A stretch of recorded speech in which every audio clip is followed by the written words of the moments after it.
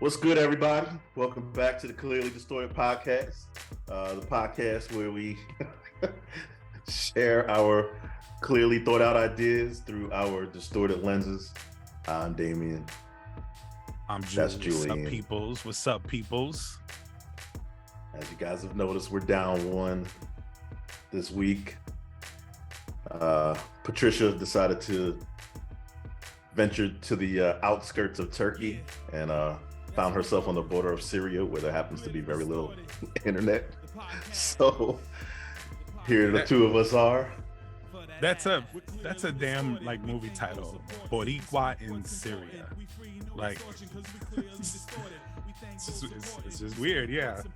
Love it, love it. Only Patricia.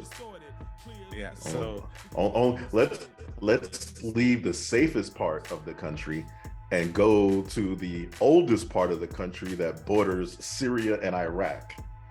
And let's just see what we can find.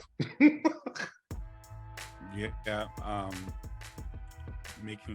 hoping that she stays safe and she's good. I think she'll be with us. She should be back with us next week. So yes. So we miss you, Patricia, but understand. Be safe. Make it home. Man, what's going on with you, Julian? Nothing much. Been still a little bit under the weather, but I'm good. I'm good, man. That's what's up. Same old same here, bro. Just working, grinding, keeping it moving. We both are representing our boroughs, man. I see you got that Staten Island, that Shaolin. That's right. You still call it Shaolin? It'll always be Shaolin. That Wu-Tang, and then I got El Bronx representing. For the record, this was not coordinated. It just happened that way. Yeah, when we first got on the chat here, Dame saw my shirt and he just took off his clothes. Bro, what? Oh, man. So even without Patricia, this shit's going to continue, I see. It's never ending. Never ending. All right, man, let's get into it. Yeah, let's go. We got some stuff to talk about this week. Well, apparently the suspense is over. We will be dealing with Trump in the 2024 elections. He has announced he is running.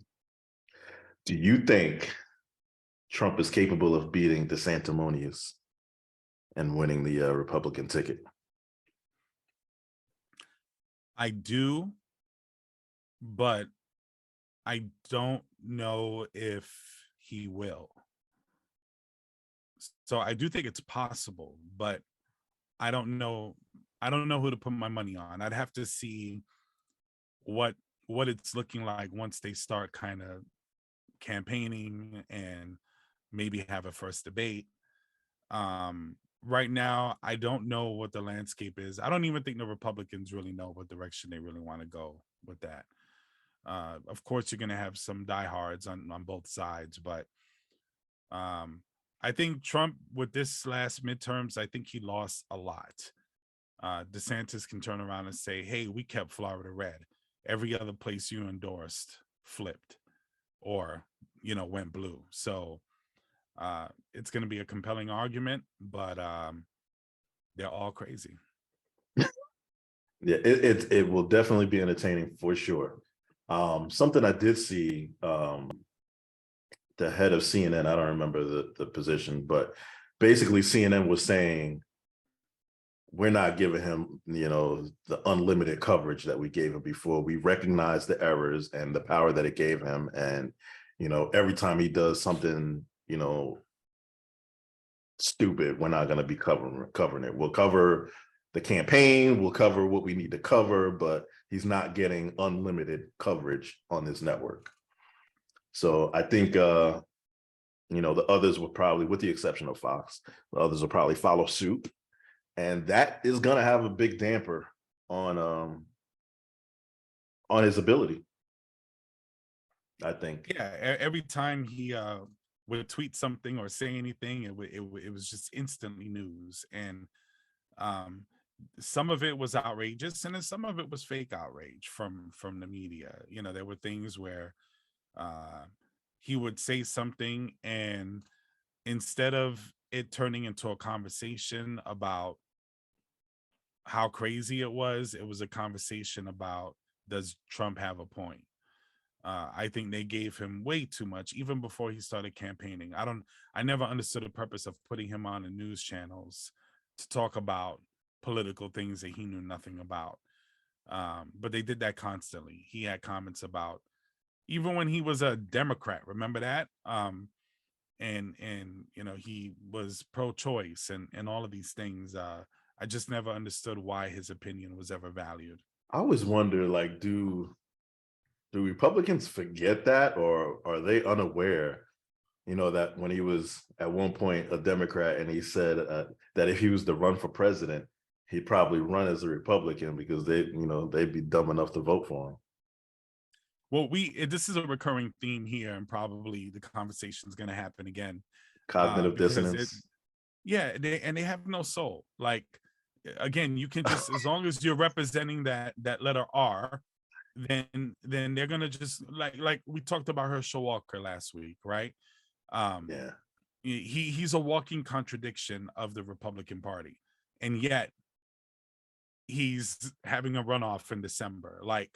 And Donald Trump, probably the greatest example of hypocrisy, right? When I saw religious leaders surrounding Donald Trump, remember when he was campaigning and they were all surrounding him, and no, actually, he was in the White House. They were all surrounding him in the White House, and they're praying on him. Yeah, the guy's never read one verse in the damn Bible. He doesn't know which part of the Bible is actually the top. Like, remember that? Yeah. He there's no family values there. He sexualizes his own daughter. Just where the traditional conservative family values, and then you have these people out here protesting, screaming, crying, all of this shit, basically worshiping their cult leader in Trump. And while they're simultaneously talking about conservative values, it's crazy, but they have no soul. All right, some of them are soulless. Here we go. I'm just gonna take a sip and let you reflect on the nonsense you just said. Whatever. Yeah, it's gonna be interesting. But even with all of that, like, I still think he has a good shot at beating DeSanctimonious. I don't even want to say his real name anymore. I just love this so much. You're automatically coming off as pro-Trump by doing that. Listen, I'm never concerned about sounding pro-Trump. Anyone who knows me or has ever spoken to me, this is a non-concern of mine. Yeah, maybe that's actually genius, then. I actually hope Trump wins the Republican ticket. I was going to ask you that, but I was going to say that's part of his genius, if there's anything genius about him, is his ability to control the narrative, right? So I think he's disgusting. I could give a shit about him, but the fact that you're calling now DeSantis DeSanctimonious shows that he does have an ability to control the narrative, because now even people who want DeSantis to win are calling him DeSanctimonious. I've heard this now. Trump controls the narrative. Yeah, it's wild, but he does. I despise them both. I think they're both despicable people, but I think Trump is more beatable than DeSantis. So I'd rather let them beat each other down a little bit and then move on. But it's just like Trump when he was calling Joe Biden Sleepy Joe. I'm not gonna lie, like, I started calling Joe Biden Sleepy Joe. This guy was funny. It was funny. I didn't use it, but it was funny. But I think with all of that, all of the knocks against Trump, I think he's still DeSantis pouted when he, made his announcement because of the timing of his announcement right after DeSantis won Florida. It was like raining on his parade, and people that were supposed to be there for DeSantis, actually were at Trump celebration for his announcement. And then, just recently, like, every time someone asks DeSantis about Trump, like, he doesn't even want to address it. Like, he's scared of the boogeyman. So I think that's gonna play out. Like, if DeSantis doesn't realize that he's about to get into a fight, like, he's not gonna be able to, Sugar Ray Leonard and dance around the ring with this guy. He's gonna have to fight. Yeah, it's gonna get ugly. It's gonna be a circus, and I'm gonna love it. I don't know if I'm gonna love it. I don't know. I think if I feel like that hurt Hillary Clinton a lot when she went up against Trump. Those Republicans all standing up there and him just attacking them one by one was so entertaining. So many people tuned into it that by the time it got to the general, people they were just eating Trump up. Like they just couldn't wait for him to say something or do something. I'm telling you, Hillary had it. It became such of a race.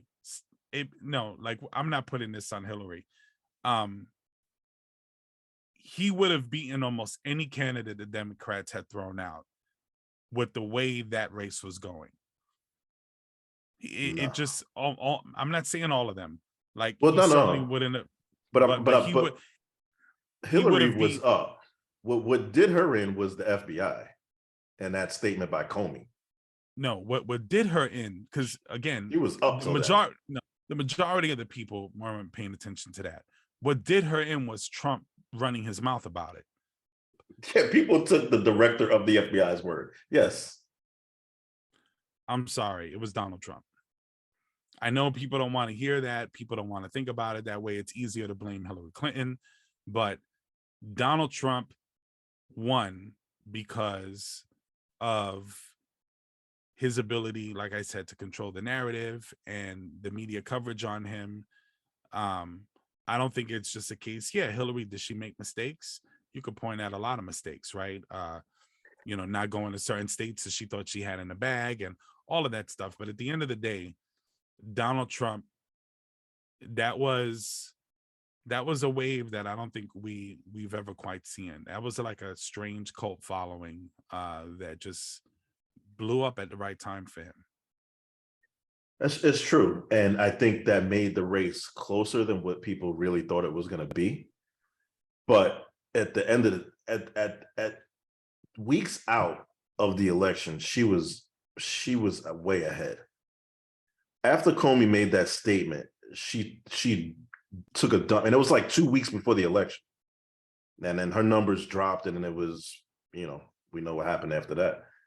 But yeah, but just like even this last election, like you could only go so much by whatever the polls are saying. There were a lot of people who, there's always a lot of people who we don't expect to vote. Groups of people who typically don't show up for one reason or another. You're going to account for that. So the polls, no matter what, they're never going to be 100% accurate. It's just very rare that if you see somebody up by 2 or 3 points, 4 or 5 points, you think, oh, that's a huge margin. I think unless it's like 10 points or more, if it's anything less than that, it can go either way in my mind. Yeah, there's definitely a margin of error, but the polls have changed a lot too. I think they're trying to do too much with polls, and they're just not as clear or accurate anymore. They're trying to dissect them too much, and it's just watering down their accuracy and their validity. I think they just need to use polls what they were intended to be used for, and they might have some validity again. But right now, hey, you can't really. It almost makes it seem like people are intentionally giving false answers to the polls because that's how far off they've been. There's a lot of that. I mean, There is a lot maybe. of that. And what always amazes me whenever and I hate it too. Anytime there's an election, and we're gonna see it again, guarantee they'll have a little round table with citizens, undecided voters. I hate undecided voters. I'm talking like these people at Why? a day before election day, and they're still sitting there. I don't know. I have no principles. I don't know. It's like, come on, like in the presidential race, Democrat, Republican, they are typically so far removed from one another as far as policies are concerned. What don't you know? What are you still undecided for? So of course, we're gonna have those people who they know who they're gonna vote, what they're gonna vote, how they're gonna vote. They know what direction they're gonna go. Yeah, I think if it's days before the election, that's a little ridiculous that you're still undecided. But I think if it's the beginning of the election, you're stupid. No, because I think there's a lot of people who it really just comes down to one topic. It comes down to what? One topic, like one thing. Like maybe for someone it's the economy, and they're not clear on who's the best candidate for the economy, or shit like that. Nah. Yeah, it's possible. It's possible, but that's not a real thing. It is a real thing, bro. What do you mean? It is not a real thing, Damien. So how do we have? What do you think the undecided voters just like to create drama? Yeah, and they like the attention. Oh my God. Okay, they hope they're going to be one of the. They hope they're going to be one of the 10 people that make the round table. Listen, there are some people there who don't pay attention to none of this, right? Facts. They're registered, they vote every time. Yes. Those people could be undecided for the most part, but every person who registers to vote, they register as either an independent, a Democrat, or a Republican, right? Mm-hmm. So they generally know what direction they lean. No, bro. Generally. Especially not. Maybe generally. Maybe 20 years ago. Generally, they know. They know. And for those people who are undecided, just put yourself, and I know they're full of shit. Just put yourself in the shoes of what we have the understanding of a traditional Republican to be, right? Just don't start foaming out of the mouth because I asked you to think about being a Republican. Imagine you're that person, and the candidate your party chooses is Donald Trump. You're going to chew on that for a while. But that's what they did. The people who chose him were those people. It wasn't another group of people. It was those people. The people within the group, yeah. But I'm saying if you're one of those ones that's like, the traditional. Okay. If you are a traditional conservative and you vote Republican, and you're a what is it, like a Ronald Reagan Republican, right? And Donald Trump came, of course you're appalled, right? Of course you're disgusted. You don't want him. That's why you were pushing for Mitt Romney when he used to run, or pushing for maybe a Marco Rubio or something against Trump, or Ted Cruz or Chris Christie or whoever, right? But they lost. So immediately you're going for Trump. And you know why? Because Fox News went for Trump, Rush Limbaugh went for Trump. All of them went for Trump. Every right-winger, Sean Hannity, Bill O'Reilly, they all went for Trump. So at the end of the day, they didn't prefer him over other Republicans, but they knew they wanted him over Hillary Clinton. I think that was probably, they weren't undecided, man. I think that was probably the outcome for most of them, but I think that was probably a hard pill to swallow, and they didn't want to acknowledge it. Of course, but so at that moment, in that moment, you're undecided. Like, and then you you don't got want to to be go drugged all to the the dinner way. table and eat like this because it stinks so bad. You don't want to go all the way because of the one-offs. And I understand that. But if something is 90% one way, then you just say it's that way. You don't have to make this argument for because the if I'm one of those 10%, I'm not happy. I got a problem. Oh, you got to be represented, right? Just let me be me, man. I don't want to be the rest of them But fuckers. but at the end of the day, who did most of them vote for? Even those undecided voters, they voted along party lines. Yeah.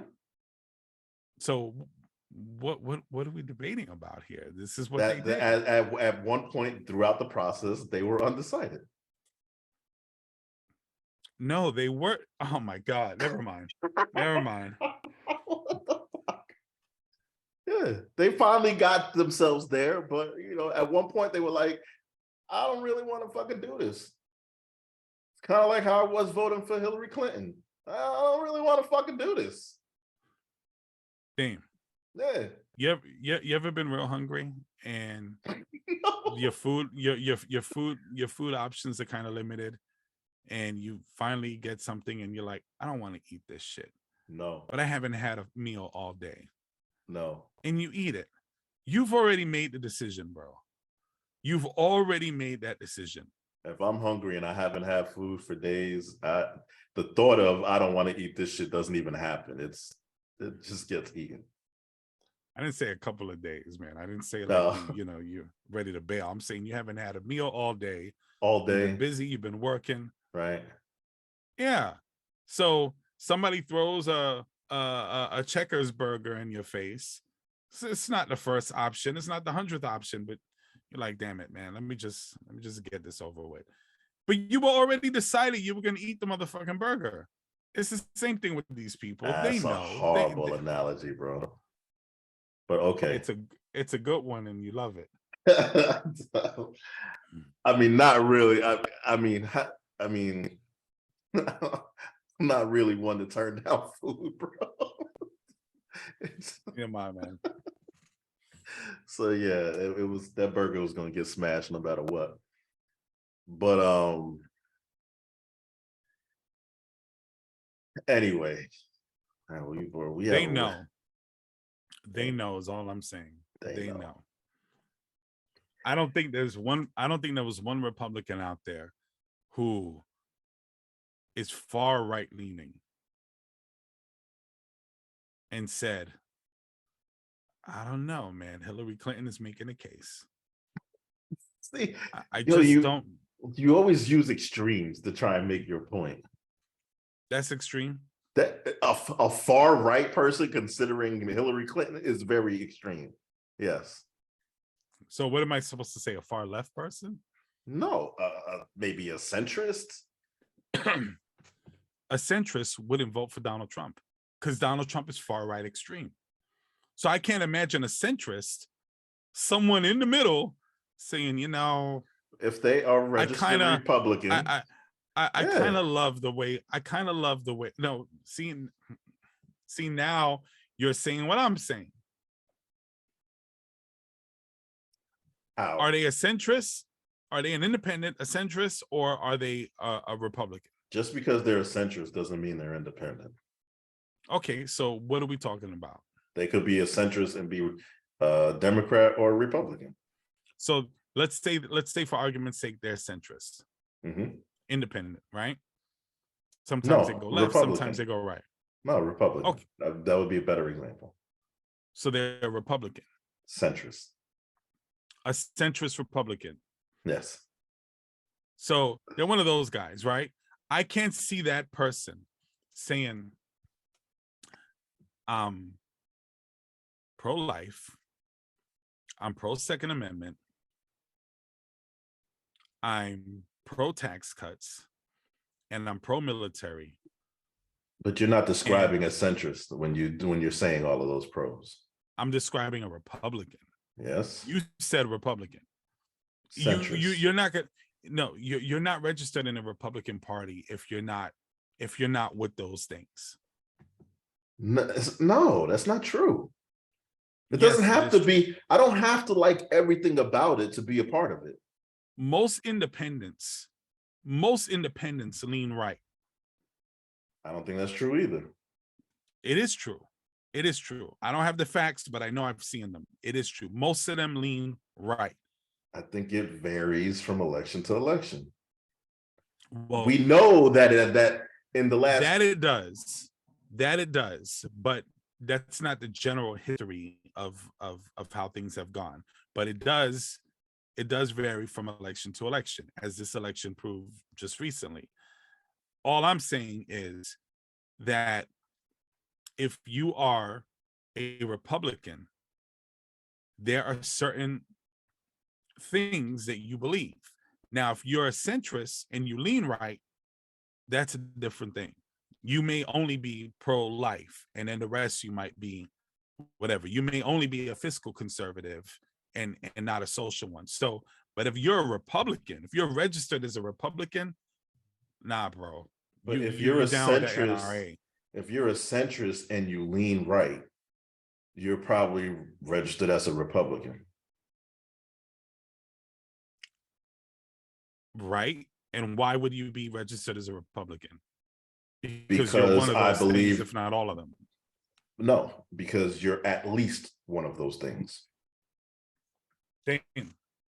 Hillary Clinton and Donald Trump are completely different in every way as far as their policies are concerned. They didn't have one thing they agreed on. You are either on one side or the other. You're not really in the middle. Anybody who's in the middle is either totally uninformed or they're just lying. I could be a centrist Republican who likes the Republicans' fiscal conservativeness and everything that Trump said about how he's going to run the country like a business appealed to me. Nothing else appealed to me. I don't like anything else about this person. I don't like him as a person, but I like the way he plans to run this country as a business. I could have a hard time getting myself to vote for him, but might eventually get there. So there's a period of time where I'm not decided, though it's probably likely I'm going to end up here. I don't know if I can tolerate all the other bullshit that I got to get with what I want. I feel like you're describing very specific and one-off situations. I don't think that's a majority. I didn't say it's a majority. I don't even think it's significant to even when I say Republicans are soulless, right away you start going into that. You can't do that, bro. That one person out of 1,000 that might not be, but in general, you know, they're shitty. No, they are. Let me ask you this: was the Nazi Party evil? you're not gonna put me in that corner. Okay, because I'm sure some of them weren't. Well, to be honest, see now. There we go. There we go. Don't do it. Don't do it. No, get it. No. Cut. I don't want to have to pay moving anybody on. $500,000. Moving on, bro. Oh, don't even, we're not talking about that this episode. All right. So we're on the fence whether or not Trump can beat DeSanctimonious. Yo, did you hear that shit he said that all drug dealers should get the death penalty? Yeah. As soon as he said that, the first question that popped into my head was, does that include doctors and pharmacists? Man, that's interesting. I'm sure it doesn't. Of course not. But that's where the root of today's drug problem is. They're the leading drug dealers of today. Yeah, in this country. You know, again, that's targeting minorities. Yeah, of course. But I mean, yeah. but that's actually, I think the Philippines has a similar law. They were pushing for that or whatever, death penalty to like drug dealers or whatever. Um, yeah, without getting into the death penalty debate, whether you would consider it inhumane a lot, just for this, for argument's sake, let's say you were fine with the death penalty, right? The idea that you would impose that sentence on a drug dealer, obviously, I don't think they mean the guy on the corner selling, cocaine or Oh, I think crack or that's what he whatever. meant. I think that's what he meant. Well, you would think that way, but I'm sure that's not what the majority of people would think. I think they would think more like the big time, right? But that's when you get into the slippery slope, right? Because then they start, well, how much are you moving? How much are you pushing? Does that warrant a death penalty? All of that. So let's say that was the scenario. You were fine with the death penalty. Making that decision and that distinction and having a jury or judge or, prosecutors and go through that whole thing would be such of a disgusting mess. And all it would do is just I think end up killing a lot of people who don't deserve it.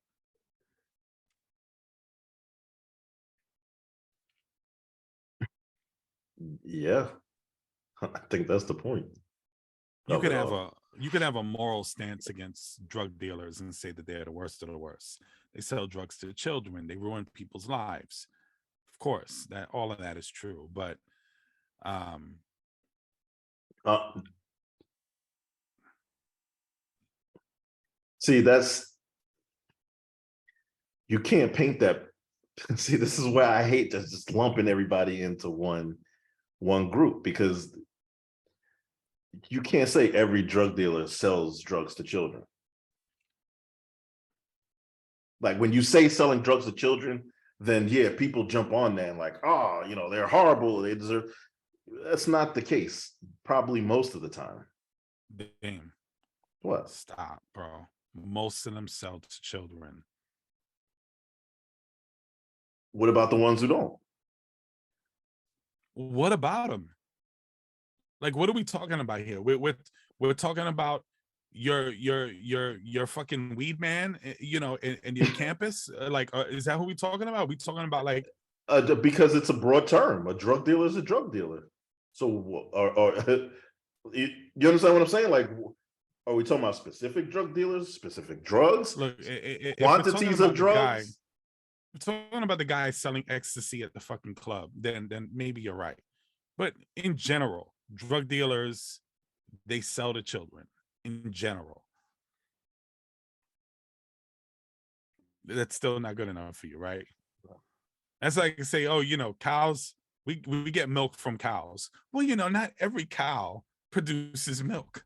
That's like not like even.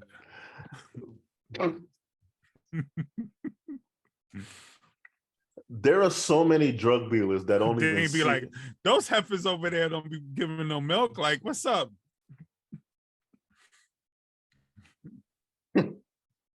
That again is a horrible analogy. There are a lot of Thank drug you. dealers who don't even see the corners, bro. A lot. Right. And their drugs get to children. I'm sure Walter White in Breaking Bad wasn't handing out fucking blue sky to kill children, but I'm sure it got to children if you've ever seen Breaking Bad. But yeah, I don't know how we dove into this. The point is, you're just so caught up on this generalizing thing. I I hate it. don't understand. I hate it. You can't make any one statement about any group of people. You can't.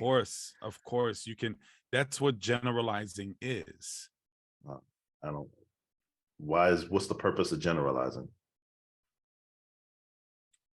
Because that's how you understand demographics.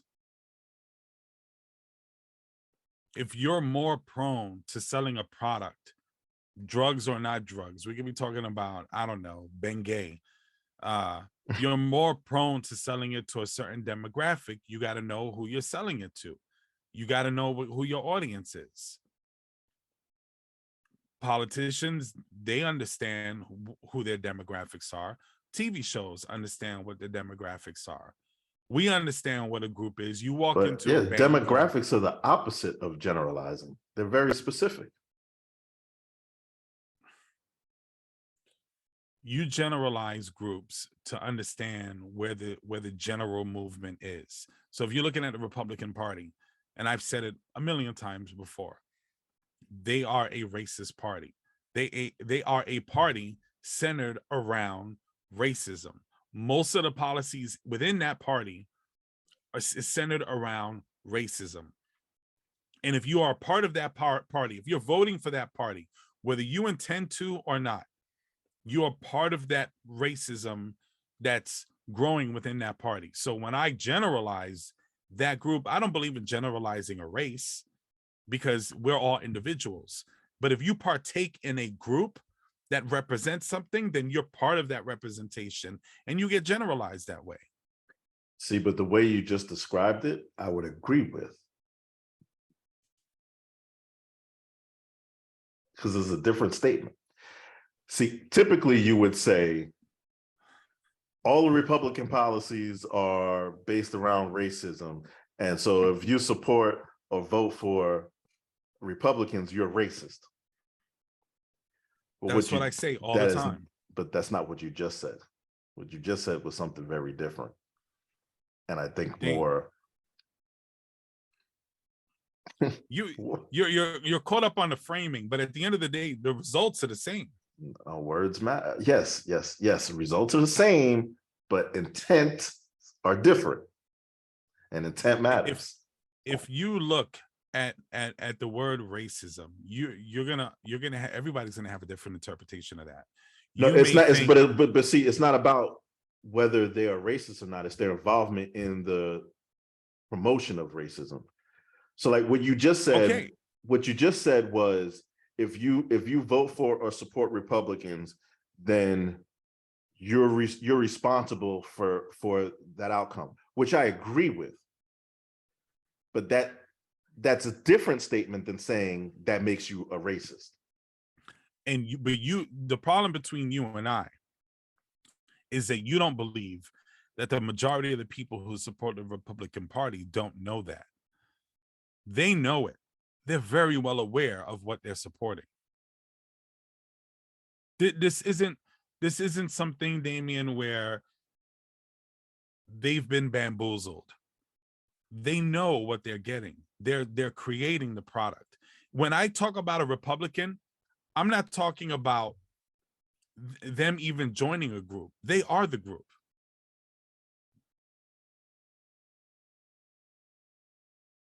Huh? When you think of a Republican Party and Democrat Party, and when you think of these things, right? What do we think of? Do we think of individuals? Do we think of a group of people? Do we think of a mindset? What do you think of? A group of people. A group of people. See, I think of a mindset. And the mindset that you're supporting is the mindset of X, Y, and Z on this side, X, Y, and Z on that side. Now, there'll be Republicans that'll yell at me and get pissed off when they're hearing this.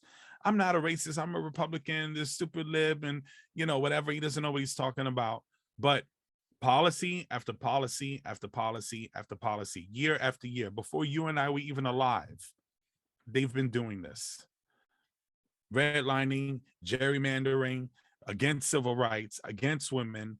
The list goes on and on and on. Almost every corrupt thing you could think about comes from that side.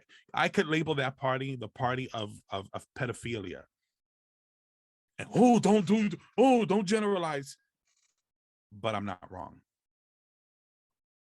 I hear you. I feel like you got this thing like you said it, not me. No, because I don't totally disagree with everything you said. Like, what election cycle was it where there was maybe 5 pedophiles that were running and on the Republican ticket, governors, and yeah, this shit happens, and they clearly support it, but everybody didn't support them. That's all I'm saying. Okay, so I'll give you a little bit. I would imagine that the majority of Republicans find those candidates disgusting, right? The majority of the Republican, people, citizens will look at some pedophile and be like, hell no. But there are some of them, enough of them, that if it came down between that person and a Democrat, they're going R. I would agree. They're going R. I would agree with that statement, 1000%. But I know most of them in those races, I think in Congress, there was a few of them. A lot of them stayed home. I don't know on every single one or whatever. I don't know if we have an official. No, they all got booted. Yeah. So in fairness there, maybe I overstepped with the pedophile thing, but the question is, why do you see this? Why do we see this on that party?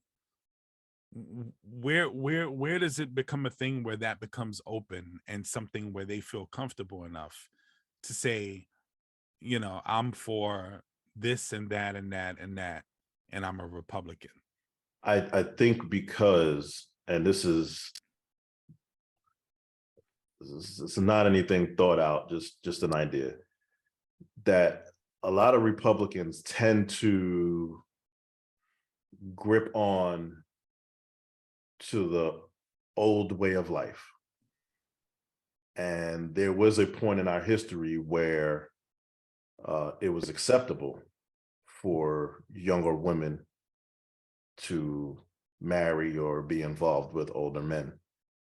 So some people want to go back to that time. So some people don't think that we should have ever left that times and that nothing's wrong with it. And I think that's why you see more of it on that side, because they tend to be more of traditionalists, for lack of a better word. I'm going to tell you why. I know why. Okay. I have the answer, Damien. I'm listening. It's because they're soulless. Moving along. Hear me out. Hear me out real quick. If you know that people are going to support you just because you're a Republican, right? And you're going to own the libs, right? They know that the huge portion of that party is going to support them no matter what. So you can be a racist, you can be a pedophile, you can be a sexist, you can be all of those things. But if you say you're a Republican, you're going to get a group of people that are going to support you no matter what. I think today that's the case. That's why the party is soulless. In general, not every single person, but in general, because people understand it. That's why if you were running and you thought immediately, hey, nobody knows who I am, but I'm going to get a huge endorsement, which direction am I going to go? You're probably going to try to be a Republican because you're going to get more support right out the gate. No. Just all you got to do is talk about Jesus. No. Talk about Jesus, talk about guns. I don't think that's a fair statement, because I think the same exact statement you made for Republicans, you can make for Dems. I think that... Nope. Look at what happened with Al Franken. Look at what happened with Anthony Weiner. Look at what happened with... No. But these were people that the people you're naming were already in position and stepped down. We're talking about voting. No, they stepped down because of the party. Okay, well, what about John Edwards? John Edwards cheated on his damn wife, who was dying of cancer, and basically basically got fucking destroyed. Like, his career is over as far as being in politics. Had he just got caught cheating on his wife and the cancer thing wasn't an issue, it probably wouldn't have been as bad, to be honest. But the thought of cheating on your wife who's dying of cancer is horrific. But see, that's my point. Are Democrats perfect? No, they're so shitty in so many ways, but the party has a soul. But this is still, the example is not comparable, because these people stepped down.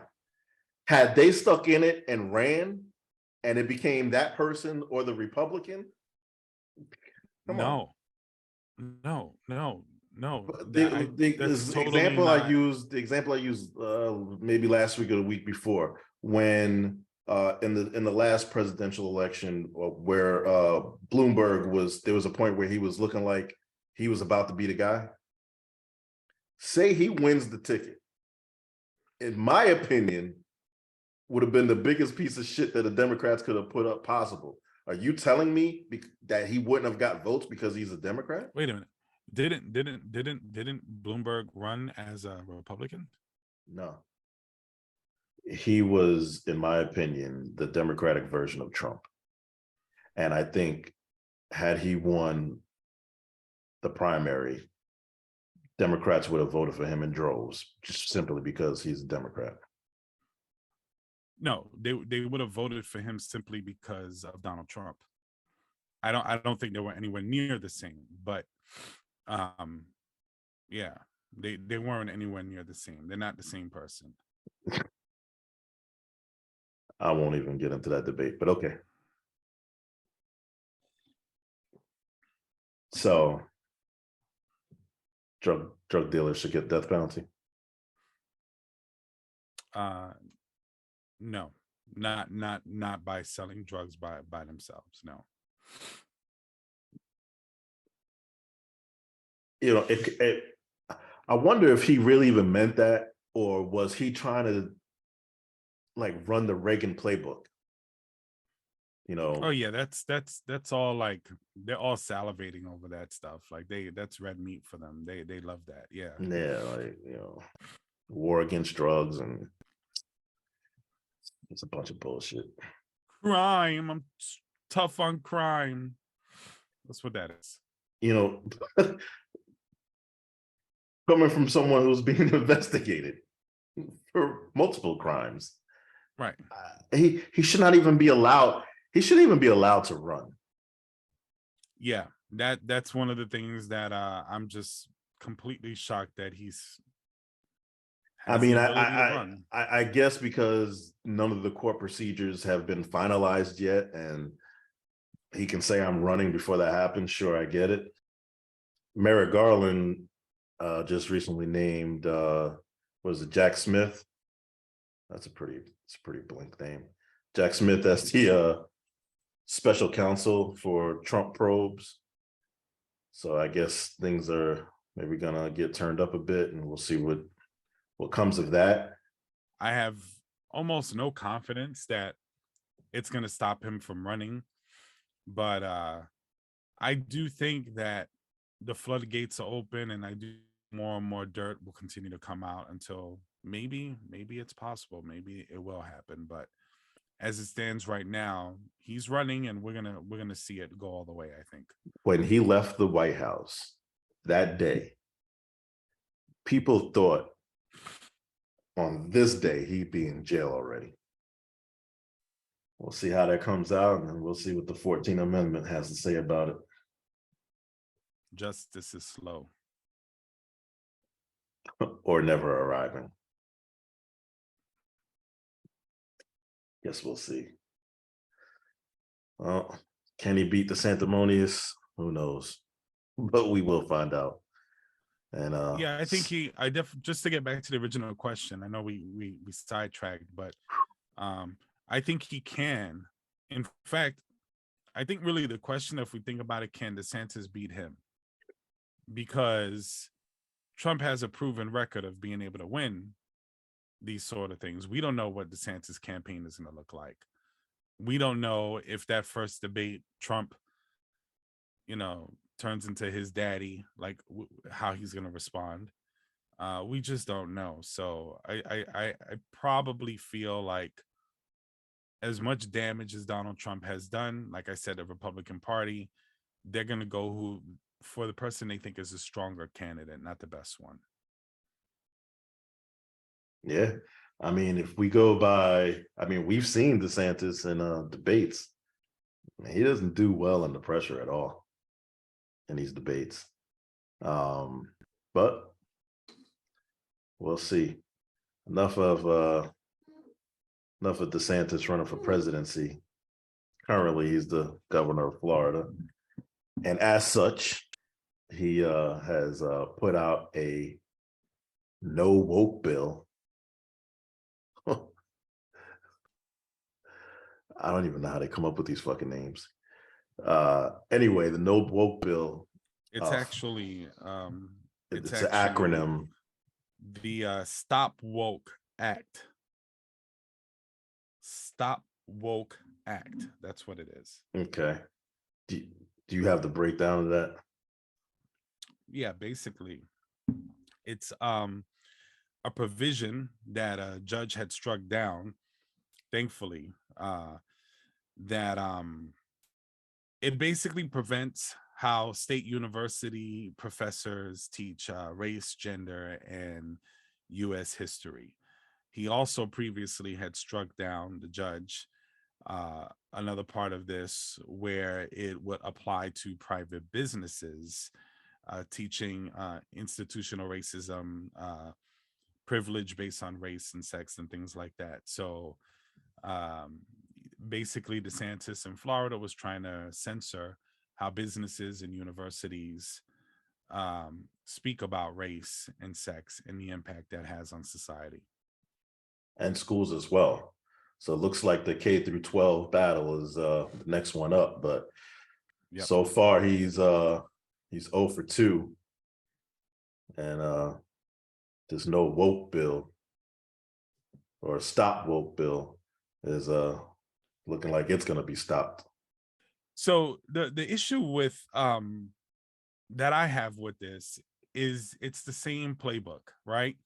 So what do? They go after Black Lives Matter. They twist the narrative on that, right? They talk about woke and they talk about cancel culture and they talk about all these little things that they use against the left or Democrats to kind of rile up their base, right? And it works. It's not working now because, you know, this is a freedom of speech thing. But when I say the Republican Party is kind of soulless, it feeds into that narrative where where's the fight for freedom of speech, right? The First Amendment. Why don't they fight for this against this as much as they do fighting for the Second Amendment? So all they give a fuck about is the Second Amendment. Yeah, but what's been the Republican Party, right?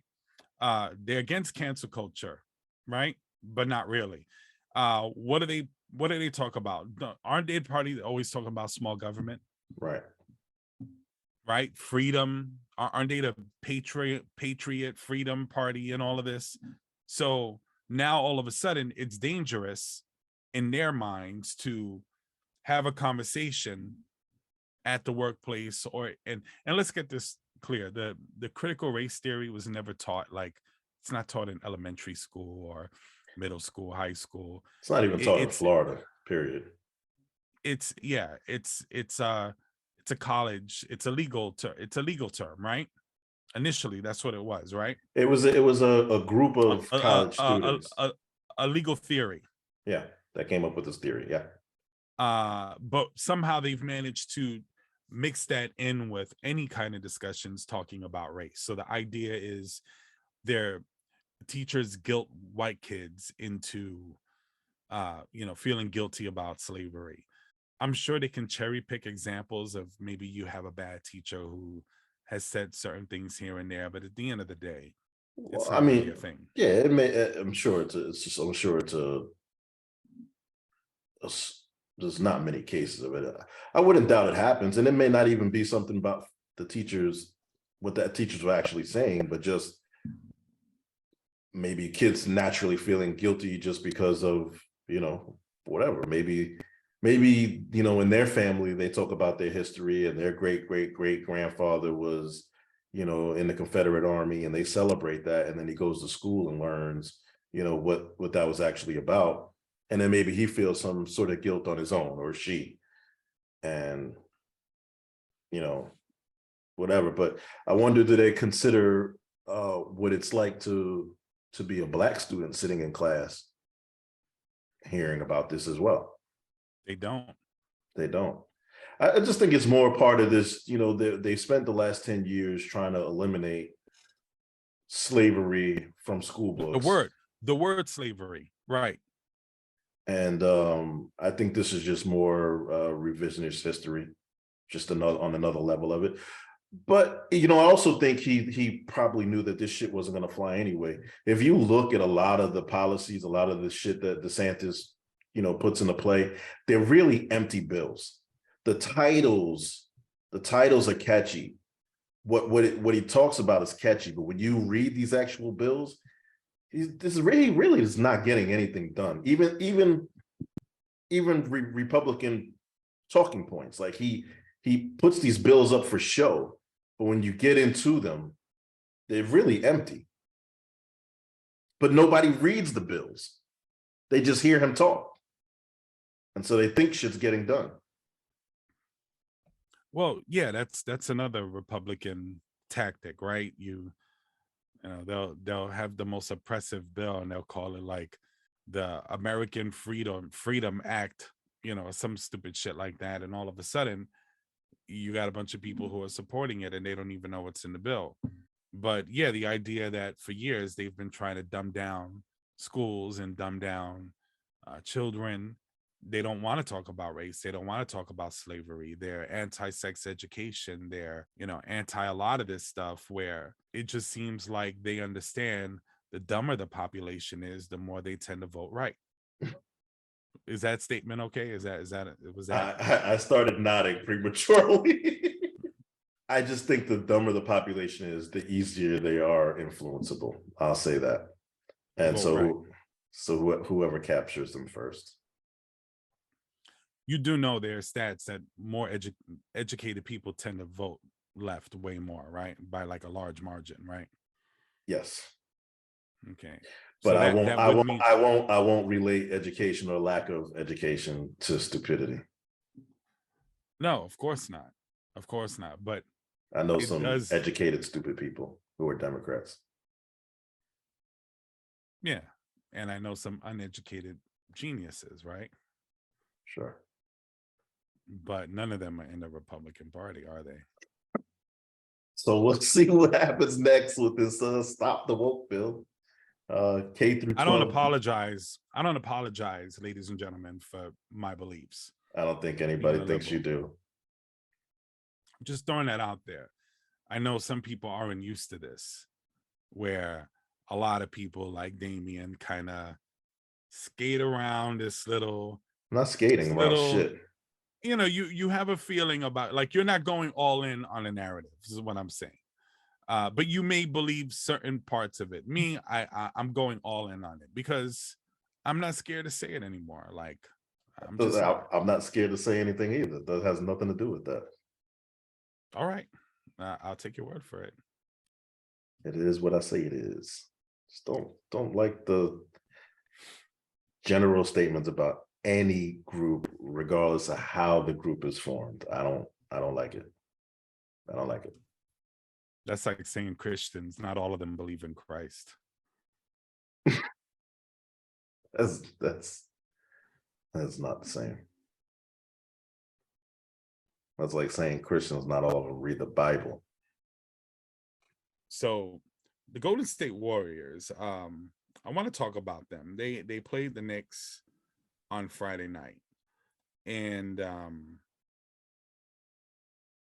they've been struggling. Other than obviously they won the game against the Knicks.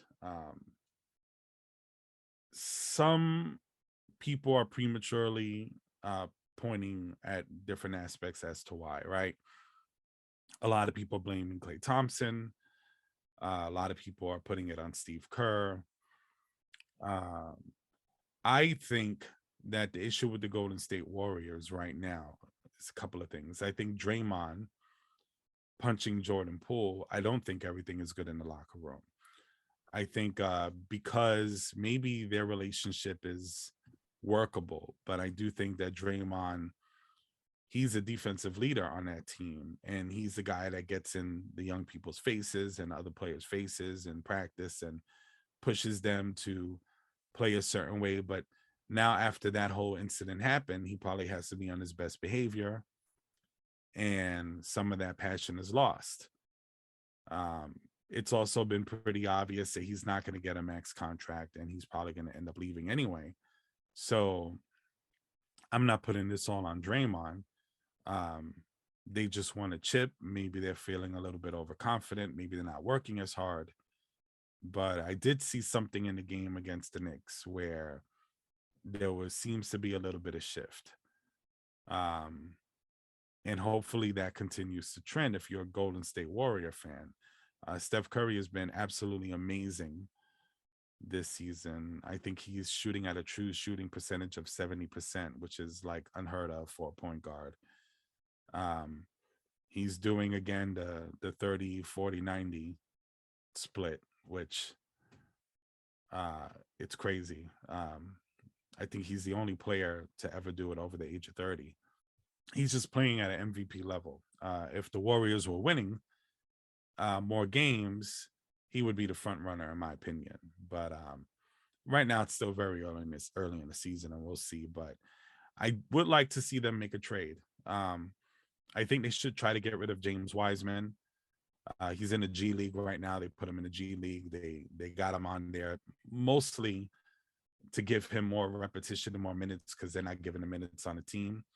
So him being in the G League, I think they should trade him. And I wouldn't mind giving up one of the other younger guys too, Moody or Kuminga, or even Draymond Green. And I would try to push, and this is probably my hot take for you, I would try to push and get him traded, get one or two of those guys traded for Ben Simmons.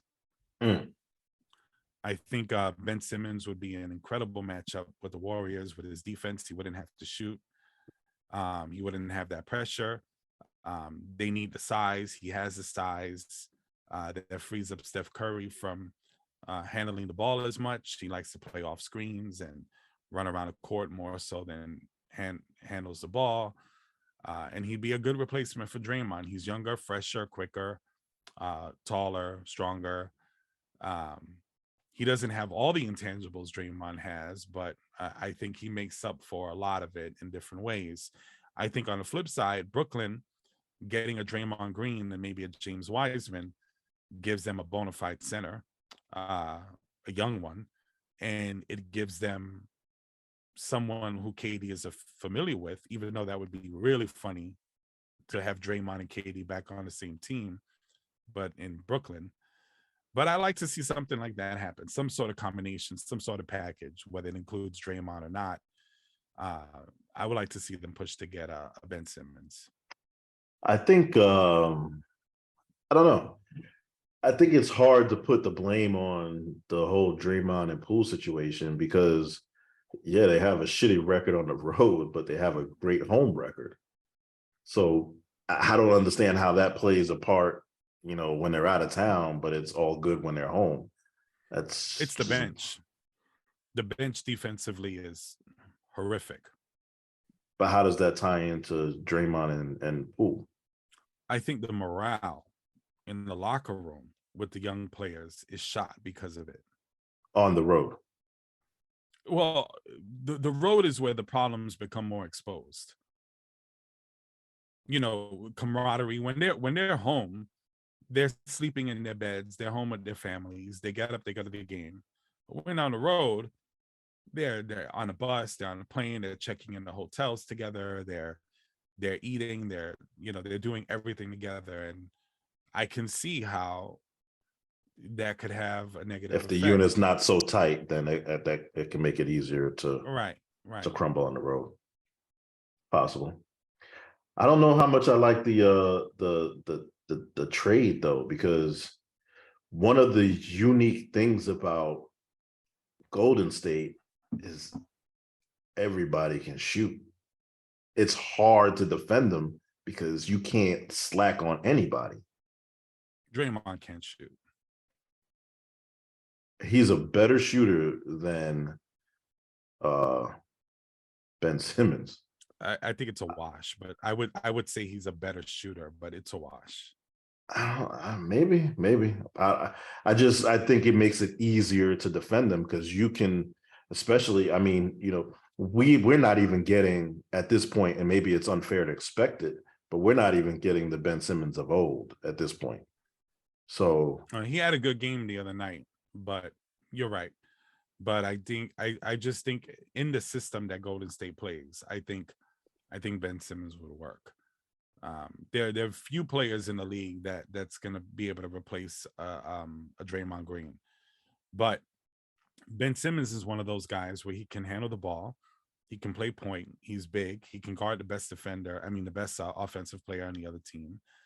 Um, He, and I think he used to be able to. We're not seeing that this year.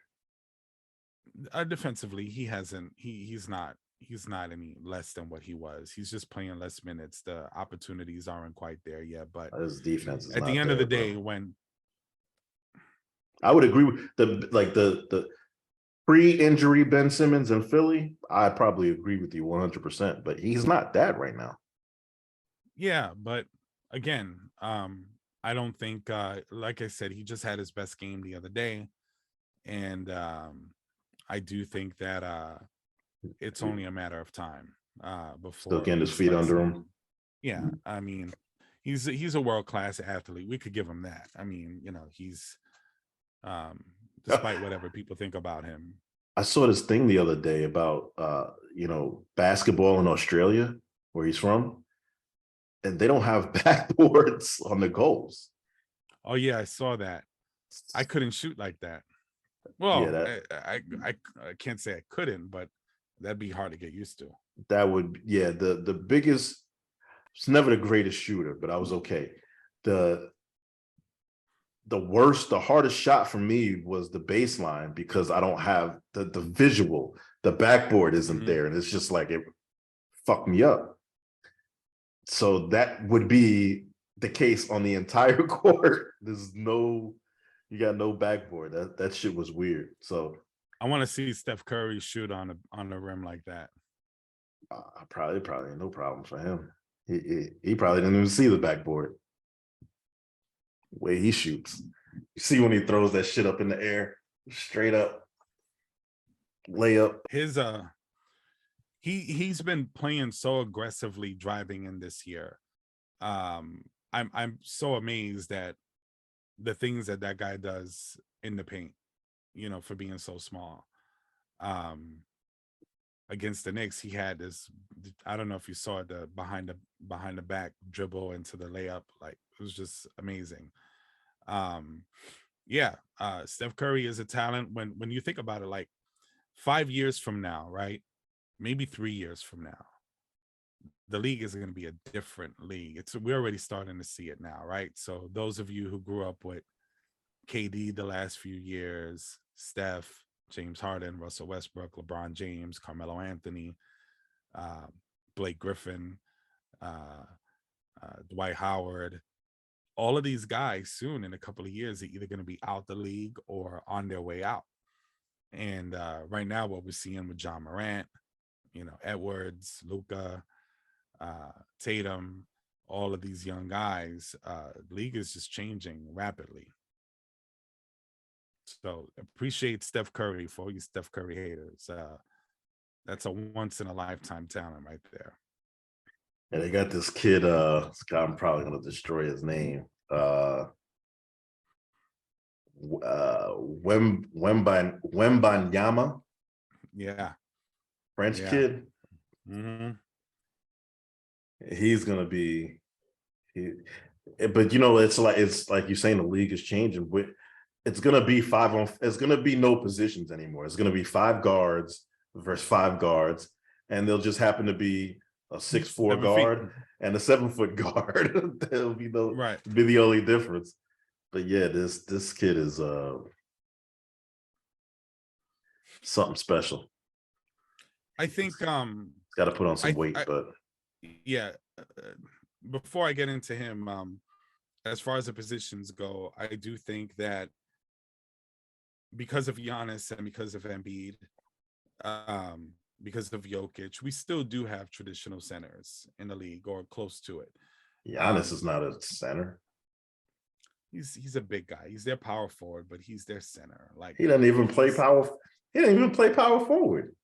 He's not no point guard, bro. Like, he's not what like a Ben Simmons is or KD is. He plays. I don't know what the fuck you call him. Huh?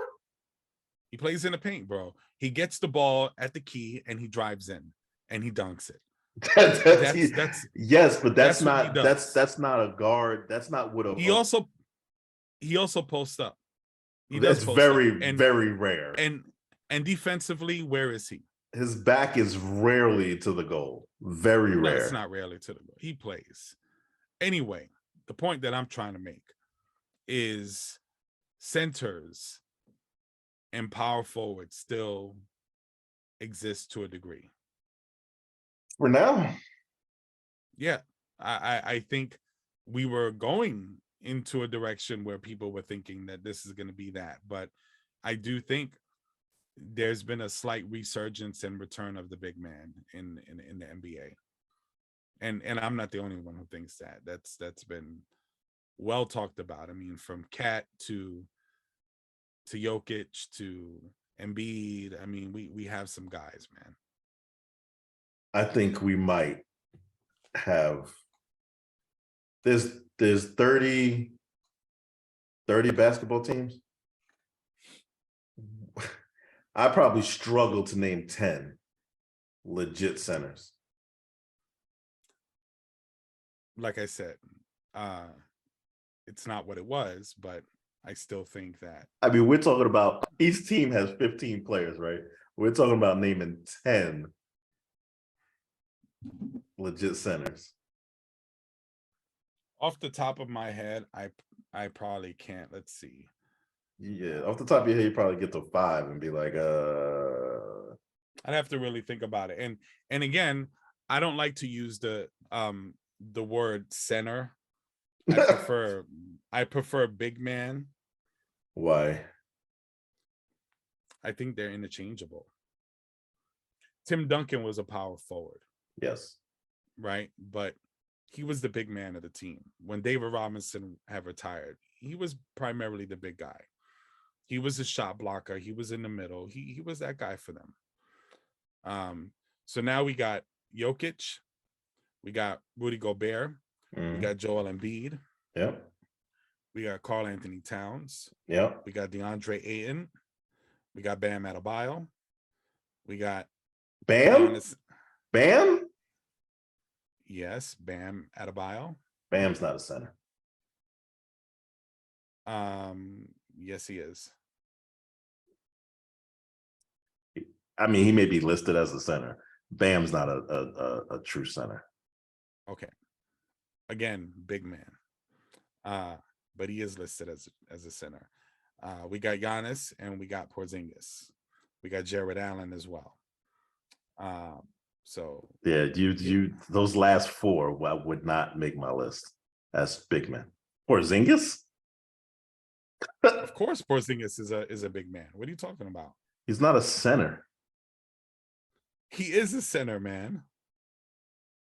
He's a center. What do you think he is? He's not a power forward. He's a center. I'm not talking about what the team lists him as. I'm talking about how he plays the game. Bro, he's a 7-footer who plays like you. What are you thinking? Like Patrick Ewing, Shaquille O'Neal centers? No, we don't have those guys other than probably Embiid. But a center lives in the paint. Just because you have centers that can shoot doesn't mean that their primary area isn't in the We had centers that could shoot. Patrick Ewing was probably one of the best of them. He wasn't shooting from 3. No. Baseline, yeah. Yeah, baseline he would. But he wasn't a 3-point shooter, is what I'm 3-point shooter. No, but he was a great shooter. Yeah. He had the nicest jumper that I've ever seen from somebody that big. Like his form. I love the way he would shoot the ball. Yeah. But the point that I'm trying to make, we got sidetracked again, is that we do have some pretty decent big men in the league. It's not just a bunch of point guards running around jacking up threes. You know, no, they're big point guards. Moving on. I can't wait to hear. My dad's probably screaming at this at his screen watching this. Dame, I'm just trying to make one little innocent point, and you're just like, no, no. You know what it is? I guess when it comes to, you know how you're a truist when it comes to hip hop, like it just can't variate from what it was. I guess that's what that is. Yeah. Maybe I'm guilty I'm, of that with basketball. I'm just like, you said, yeah, it's nothing but point guards, and I'm just like, well, you know, there's been some pretty good big men, and you're just like, nope, not at all, nope. Because no, I didn't say there's none, but it's you can't use after you got to 5, your list went because you don't want to label people who are labeled. I'm not as calling them a big man just because they're 7 feet tall. Nah, a big man plays big. You gotta play big. There goes another example of you not liking to generalize. So a big man who usually would a 7-footer is considered a large man. We're talking about positions that they play on the court, right? If you're gonna, there's no position called large man, right? But you didn't want it, so you didn't like the term center. You preferred big man, right? So when you're the big man on the court, you play big on the court. Yes. Porzingis does not play big. He is big. I don't understand what you're. He relies more on a big man. Relied. Wait a minute. He relied more on footwork. Have the ball in their hands at the 3-point line facing the goal. Let me answer this. It's not big. So was Hakeem Olajuwon, by your definition, a big man? Yes. See, that's a contradiction right there. Because Hakeem Olajuwon, because he wasn't in there powering his way through anything. He was all about his footwork, all about his little dream shake and spin and that dream shake, his back was to the goal. So now you're saying that your back has to be to the goal in order for you to be a big man. Big men play with their backs to the goal. Yes. So Michael Jordan was a big man. Oh, what? Michael Jordan didn't play with his back to the goal. Late in his career, that's where he lived. You talking about that? You talking about his fadeaway move? His post fadeaway? Yes. Bro, you're too astute in basketball to be saying this shit. I'm wondering that about you. Listen, when I say big man, that doesn't only imply that you're eating in the paint. You can be a power forward, but that is what big man implies. Where Tim Duncan would go into the post, and most times it would be a little off the backboard jumper, from 10 feet away. That was still big man ball. Yes. He was blocking shots and getting rebounds, and every center that I name to some degree does that. More so than they would being a distributor or handling the ball. You started with the exception of Jokic.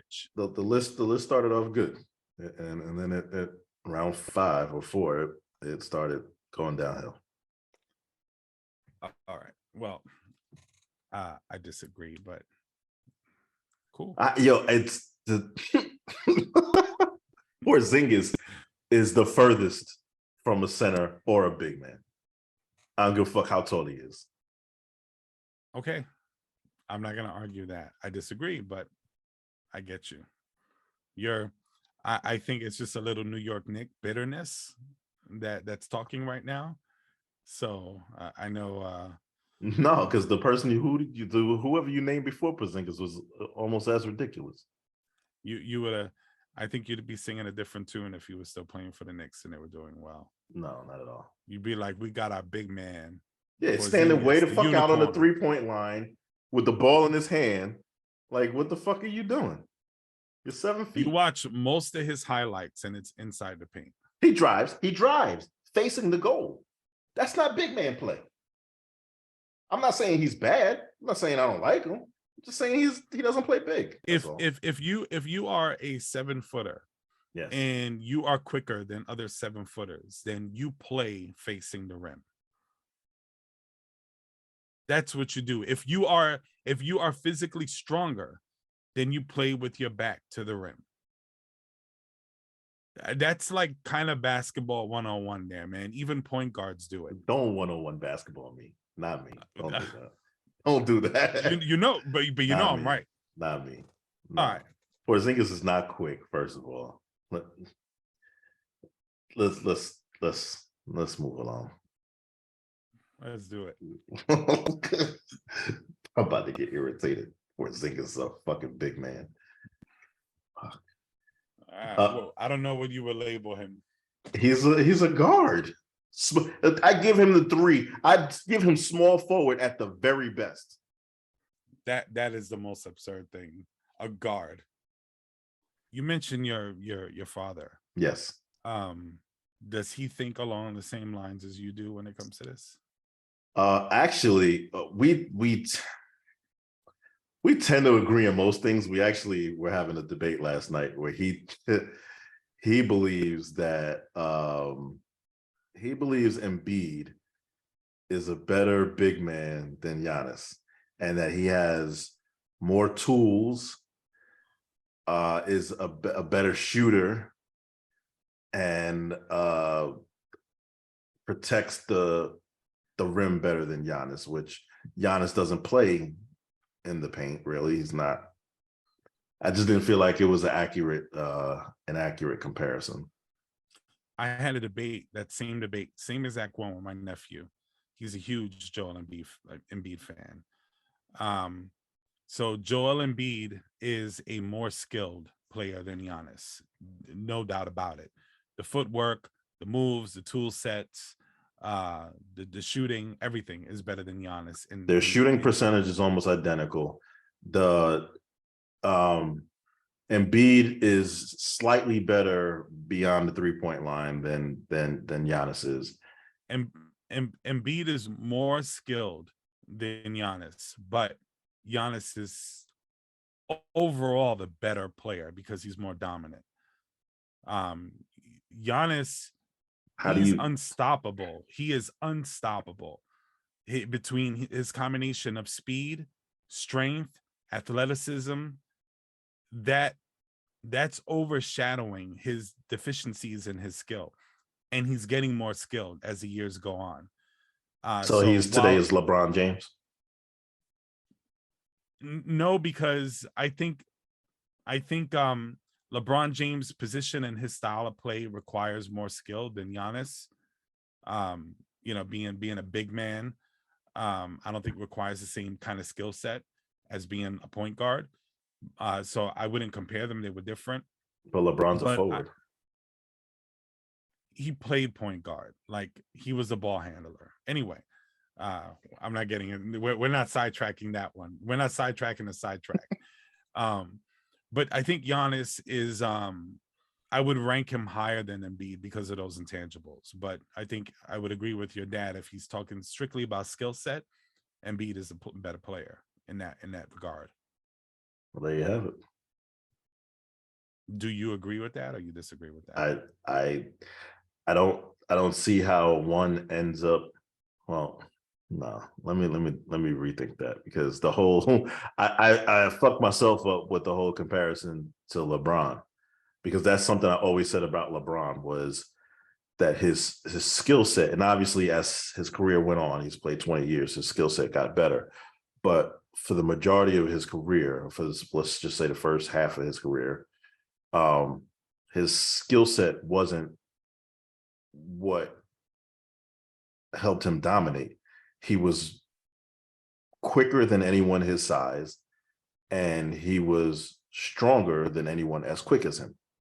So he could use either physical dominant tool to get to where he needed to go. So it sounds like you're in that way, I would agree that Giannis has that in his position. But LeBron James was more of a passer and a distributor. He was getting his teammates more involved, where Giannis is just, hey, give him the ball Clear out. and clear out. And LeBron did a lot of that as well. But so yeah, I would agree that in that way you could compare them. But and I'm usually more of a skill set kind of guy. If you ask me who would I start my team with, I would start it with Giannis over Embiid. But if you ask me who was a more skilled player, I would say Embiid. And that could change. To be continued. Yeah, because I think Giannis is getting better every year.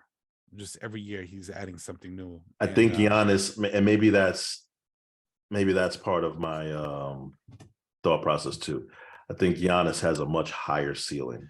Giannis is displaying he's super in shape. He's very dedicated. Did you see the controversy that happened with him on Friday after they lost to Philly? Yeah. So Philly with the ladder. Yeah. I like so it. A lot of people are upset over that. I love it. I love it. I love it. But there's a sort of an attitude is like you shouldn't treat like the staff like that, like staff workers. That guy's probably wants to go home to his family. He's trying to put the rim down, and now you got this, superstar yelling at him and throwing the ladder on the floor. So yeah, anybody could put the rim down. I mean, he went to the guy and asked him, who, I don't know what he said. Obviously, he probably wasn't in the greatest mood, but he did walk up to the guy and say, I need to get some shots up. Can you? And the guy looked at it, was like basically like, fuck you, put the ladder back, and kept doing what he was doing. And then he threw the ladder on the floor. So yeah, I mean, shit happens. I mean, he's Giannis, right? He's 7 foot. He's he's got this great image. I think him, Steph Curry, I think they're just great role models. And I love to see what they're doing. Giannis is just a class act, but I don't think that's gonna. He went like 4 for 15 or something like that from the line. From the line, yeah. He should. It was like I'm shooting some of these free throws. He should have, as he should have. See now, I want to see how that plays out with him, because if anything is Mamba mentality, something that everybody seems to praise, Kobe, you got to praise that, right? Of course, right. You have to praise that, right? Hey, you just had a horrific night from the line. You lost. Probably would have been the difference of the game had you hit a few more. So sticking in the sports world, just a big announcement came on Friday as well. A lot of shit happened Friday. Looking like we're gonna get Tank Davis versus Ryan Garcia. Does this have the potential to be the greatest fight of all ever? No, it does not. This is gonna be. The likelihood is either Tank Davis gets totally exposed as a guy who's been protected, who could punch and who's fast, or he's gonna knock out Ryan Garcia pretty quick. It's gonna be one of those two things. And that's gonna make interesting fight, because these are two very good fighters in their prime. You got Ryan Garcia, who's probably got some of the fastest hands we've ever seen. Yeah, but he's a little sloppy. It's a little sloppy. He's not as tight as I think he should be. And then you can't do that against Tank. You got that going up against Tank Davis, who only needs to land one punch to end your night. That makes for a great fight, because either one of them, either Tank Davis can get punched to death. The speed could be a problem for him. And if Ryan Garcia's defense and his feet ain't right. Yeah, I don't feel like Tank has been tested enough to get some of the credit that he's been given. So let's just hypothetically, he wins this fight, whether he puts him down or it goes the distance. Does he get his credit after this fight, in your eyes? It depends on what credit you're giving him. If you say, yeah, he beat a legitimate fighter, and he beat Santa Cruz, and he's had some pretty good fights, but I would say, yeah, he gets the credit. But what I'm not going to do, and the hyperbole immediately, is that he's pound for pound the best fighter in boxing. He's not getting that Is that a credit thing? from I don't know that I've heard that. Is that a thing? if he beats Ryan Garcia, I guarantee you it's going to be a thing. And not only is it a thing, there's a ranking for pound. There's several of them, and he's already on it. So, we'll see where he lands after that. But he's still got a long way to go before I'm going to start, going a little nuts for him. But that's if he wins. If he loses, it's not that his career is over or anything like that, but depending on how he loses. If this is a close and exciting fight, this is going to be a trilogy for sure. So I'm interested. I don't know who I'm going to pick. I haven't decided on that yet. I'm a little bit kind of up in the air about it, but I'm interested in this fight. It's been a while since I've really been interested in a big time matchup like that. I feel like I've lost some of my passion for it. Yeah, me too. In the last 2 years. I've been super passionate about it my whole life. But in the last 2 years, I feel like since I know a lot of people wanted HBO and Showtime out of the boxing game and everything. And but I do feel like since the networks kind of broke everything up and now the fights are everywhere, just pay-per-view here, the zone here, ESPN there. Some of the things you got to try to Sky Sports and all of this stuff. Like you got to try to really find the fights. Yeah. Everybody needs to have a pay-per-view fight now, and I just feel like people who don't deserve it. So in the last couple of years, I feel like it's hurt the sport, especially with COVID and everything, and even the Ukraine war. Right? You see, Lomachenko, stepping off away so he can, join that a little bit. Now he's returning, and just Golovkin and Canelo 3 that left a bad taste in my mouth because I thought Golovkin won the first 2 fights, and then to see what happened in the third fight, he was just no match. He was over the hill. He's old. He couldn't. Yeah, so like things like that.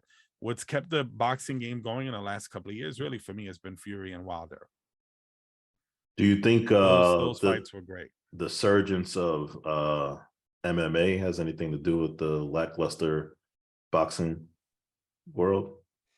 No, that's a myth. Some of the biggest fights in history have been during MMA's big heyday. Boxing doesn't go away. Floyd Mayweather, Manny Pacquiao. Not that it's gone away, but I mean, boxing is not what it used to be. No, boxing is always pretty much the same. It generates more money now than it ever has. It's not the mainstream conversation that we see in the UFC, but it's not because the sport is any worse off or anything as far as like the actual sport, but they need to create some sort of league and some sort of unified rules for boxing in order for it to appeal to people. It's totally scattered now. The best don't fight the best, and that's the problem in boxing. Big problem. If they fixed all of that, it would be just as big as the MMA or even bigger, because I think it's personally, I think it's a better sport, but that's a conversation for another day. Yeah, but that's kind of like what I was talking about when we were talking earlier off camera. Is just the quantity of big fights don't happen at the same clip as they used to, and that's because a lot of the fights that people want to see aren't happening because these guys are dodging each other, or the promoters just won't let it happen, or whatever behind the scenes is taking place. We're not getting all the fights that we should get. In the UFC, it's the best go against the best all the time. So yeah, the only problem with the UFC is that there's too much control over the fighters. So that's another debate. It's almost like boxers for the pay-per-view stuff, like the bigger fighters, they tend to get paid a lot more. They definitely get paid. Boxers definitely get paid more than the UFC for sure. So where the UFC, Dana White, they kind of have a control, but you need some sort of control in this sort of sport, because you have a bunch of Al Haymans and Bob Arams and Don Kings running around throughout history, where a lot of people just feel like they've kind of corrupted the system. Same thing with Golden Boy, De La Hoya. Yeah. There's just too much of that stuff going on in boxing. So I think I'd rather have some sort of league or one title per weight class instead of all these different titles and all of this stuff. It's just a mess. Kind of like what the UFC did. Music world. 21 Savage says the God MC is irrelevant. Oh, not the God MC, but Nas. Nasir Jones is irrelevant. What say you? What say you, Damien? I think it's a ridiculous statement, just considering all of the things that he's done in recent history. I mean, what constitutes as relevant, right? King's Disease 1 was just 2021, and he won a Grammy. Nas won a Grammy in 2021. King's Disease 2 in 2022 was nominated. And here we are at the very end of 2022 now with King's Disease 3, which there's no doubt in my mind it'll be nominated, and I'll be surprised if it doesn't win at this point. But whether you're a fan of the Grammys or whether the Grammys, you have to think about how these nominations occur, right? The people that sit on these boards that nominate these people are the people of today's music industry. So whether you are a fan of the Grammys or what, the people of today's music industry are saying, here's who's relevant. So I agree with every point you made. I will add to that. Not only is Nas relevant, but today, but just even his acknowledgments as of recent, Illmatic was inducted into the Library of Congress. When you can say that you've been in any industry for 20, 30 years or 30 years. Almost 30 and years. Your past work is getting acknowledged in areas that it was totally ignored. Hip hop was totally ignored, back years ago, and now his body of work is being praised, and then he's still continuing to put out music that hundreds and thousands of people are listening to, millions. And for somebody who hasn't been on the scene that long, owes his success to the forefathers of this genre and people who came before him, to come out and even speak that way. And I know we talk about intention or whatever, and you can debate what his intentions are, because he did give a couple of backhanded compliments in my mind in that statement. But for him to say that, it's disrespectful, and I'm gonna explain to you why. If he turned around and he said Nas was trash, he hated him, I would step back as a fan and be like, oh, I want to see what Nas is gonna say. See if there's gonna be diss tracks or whatever. That's two MCs battling, whatever. Competition wise, I don't mind seeing that.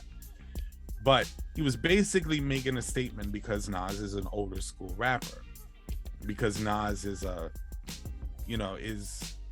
he's not one of the people who started it, but he was one of the kings in the golden era of hip hop.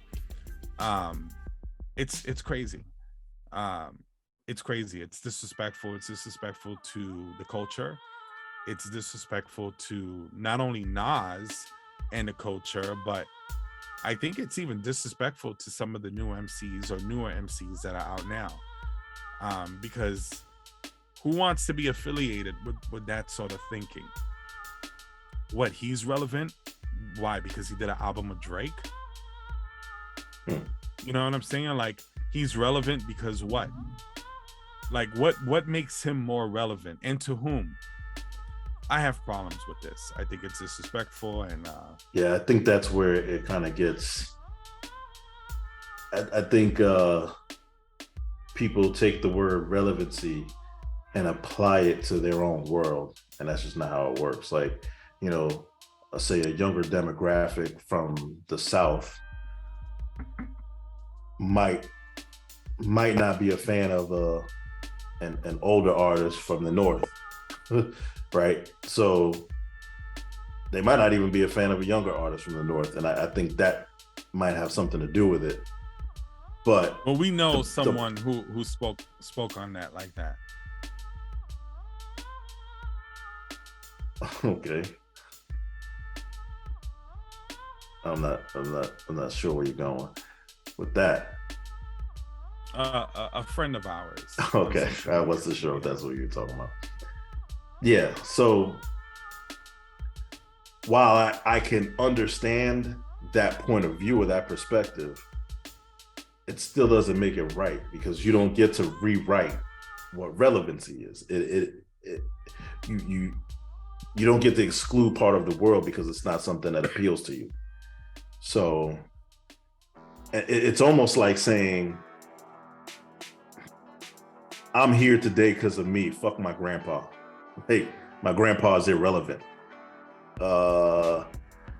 If it wasn't for that guy, like, you wouldn't exist. So you don't see this sort of rhetoric in other genres of music to this degree. Yeah, you would not see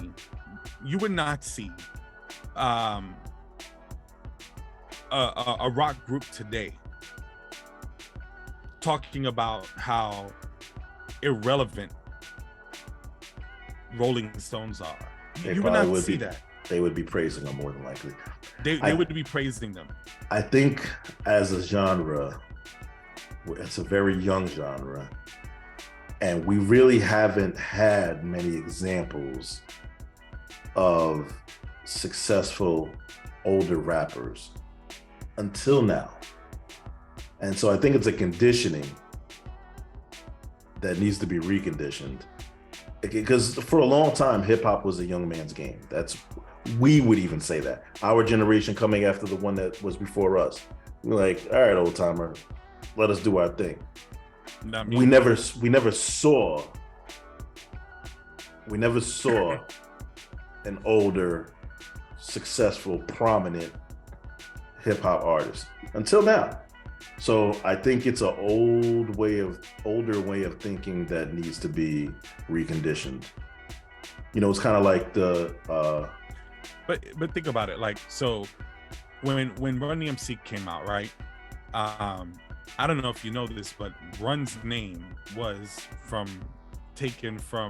originally taken as tribute to an older rapper, a much older rapper, Kurtis Blow.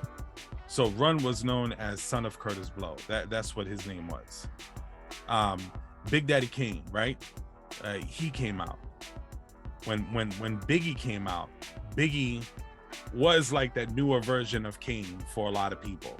And Biggie would never turn around and disrespect Big Daddy Kane. That was Big Daddy Kane, you know what I'm saying? Like, you don't do that. So I don't feel like it's been quite the same. I think now it's just a gross disrespect to people who aren't even that far removed from one another as far as like generational sound.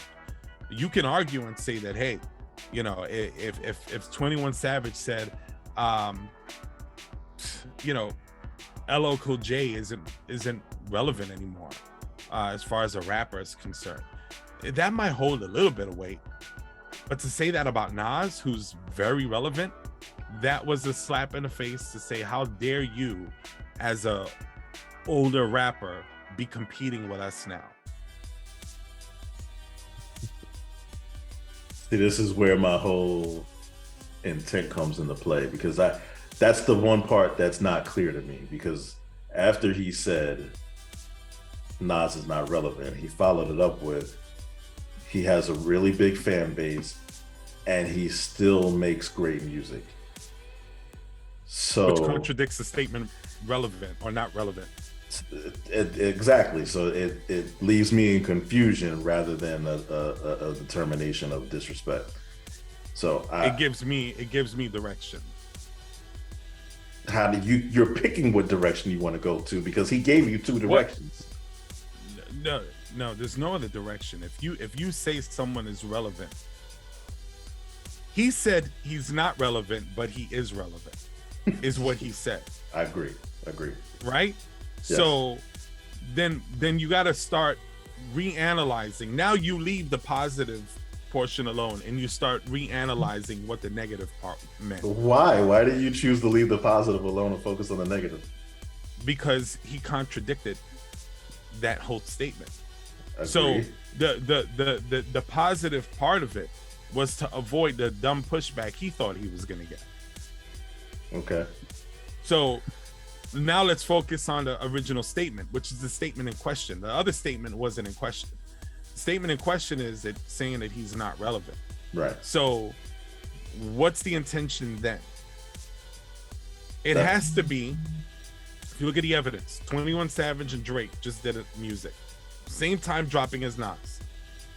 Yeah. Conversation comes up in the interview. Maybe the conversation would have gone in a different direction had he said, yeah, that King's Disease album was amazing. You know, Nas is still going at it. End of story, no controversy, everyone's fine. But he didn't say that. He needed to say that Nas, potentially the greatest rapper of all time, is not relevant. That's an attack.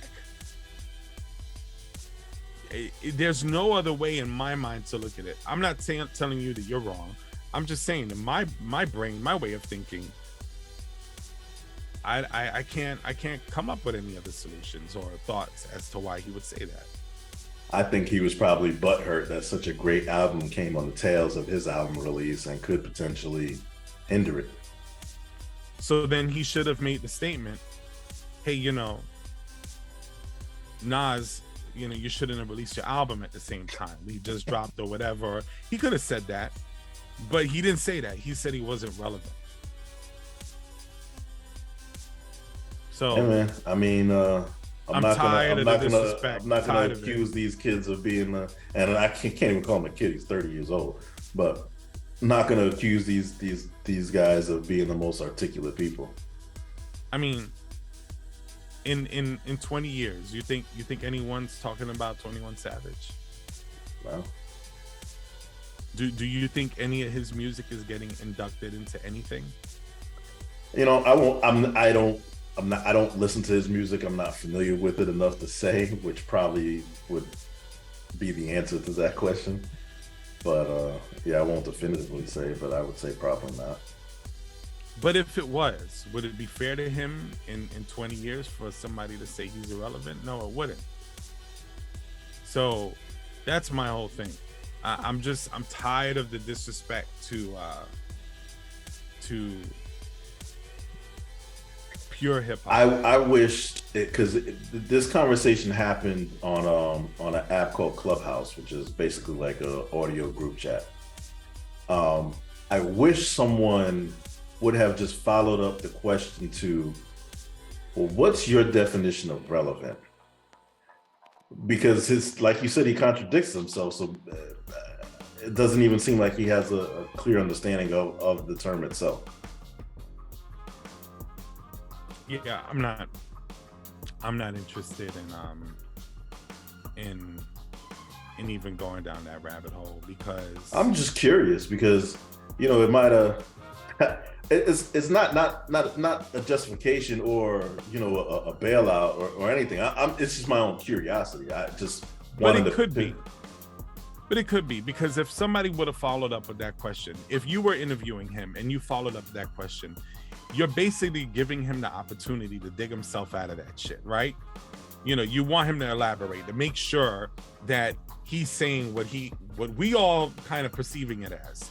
So give him that outlet. You give him that outlet, and he says, oh, well, what I mean by relevant is he's not really affecting young people who my audience. Then maybe you can back up and say, okay, I get that. But what's wrong with that though? What's wrong with that? Yeah, you're giving somebody an opportunity to clarify their statement because it wasn't clear. People misspeak. What's wrong with that isn't if that's what had been done in the interview. It wasn't an interview. It wasn't an interview. This conversation, whatever it was. Conversation or whatever it was. But at the end of the day, when you listen to it, he made the statement and he didn't really retract it. So at this point now, even asking him, what would be the point? What do you, if anything, it would be insulting to him. He probably would be like, yo, I know what the fuck irrelevant means or not relevant. Like, well, I would have pointed out to him then that you can't say someone's irrelevant and then follow that statement with they have a very large group of fans and make great music still today. So either you have a different idea or understanding of what relevant means, or you don't understand it at all.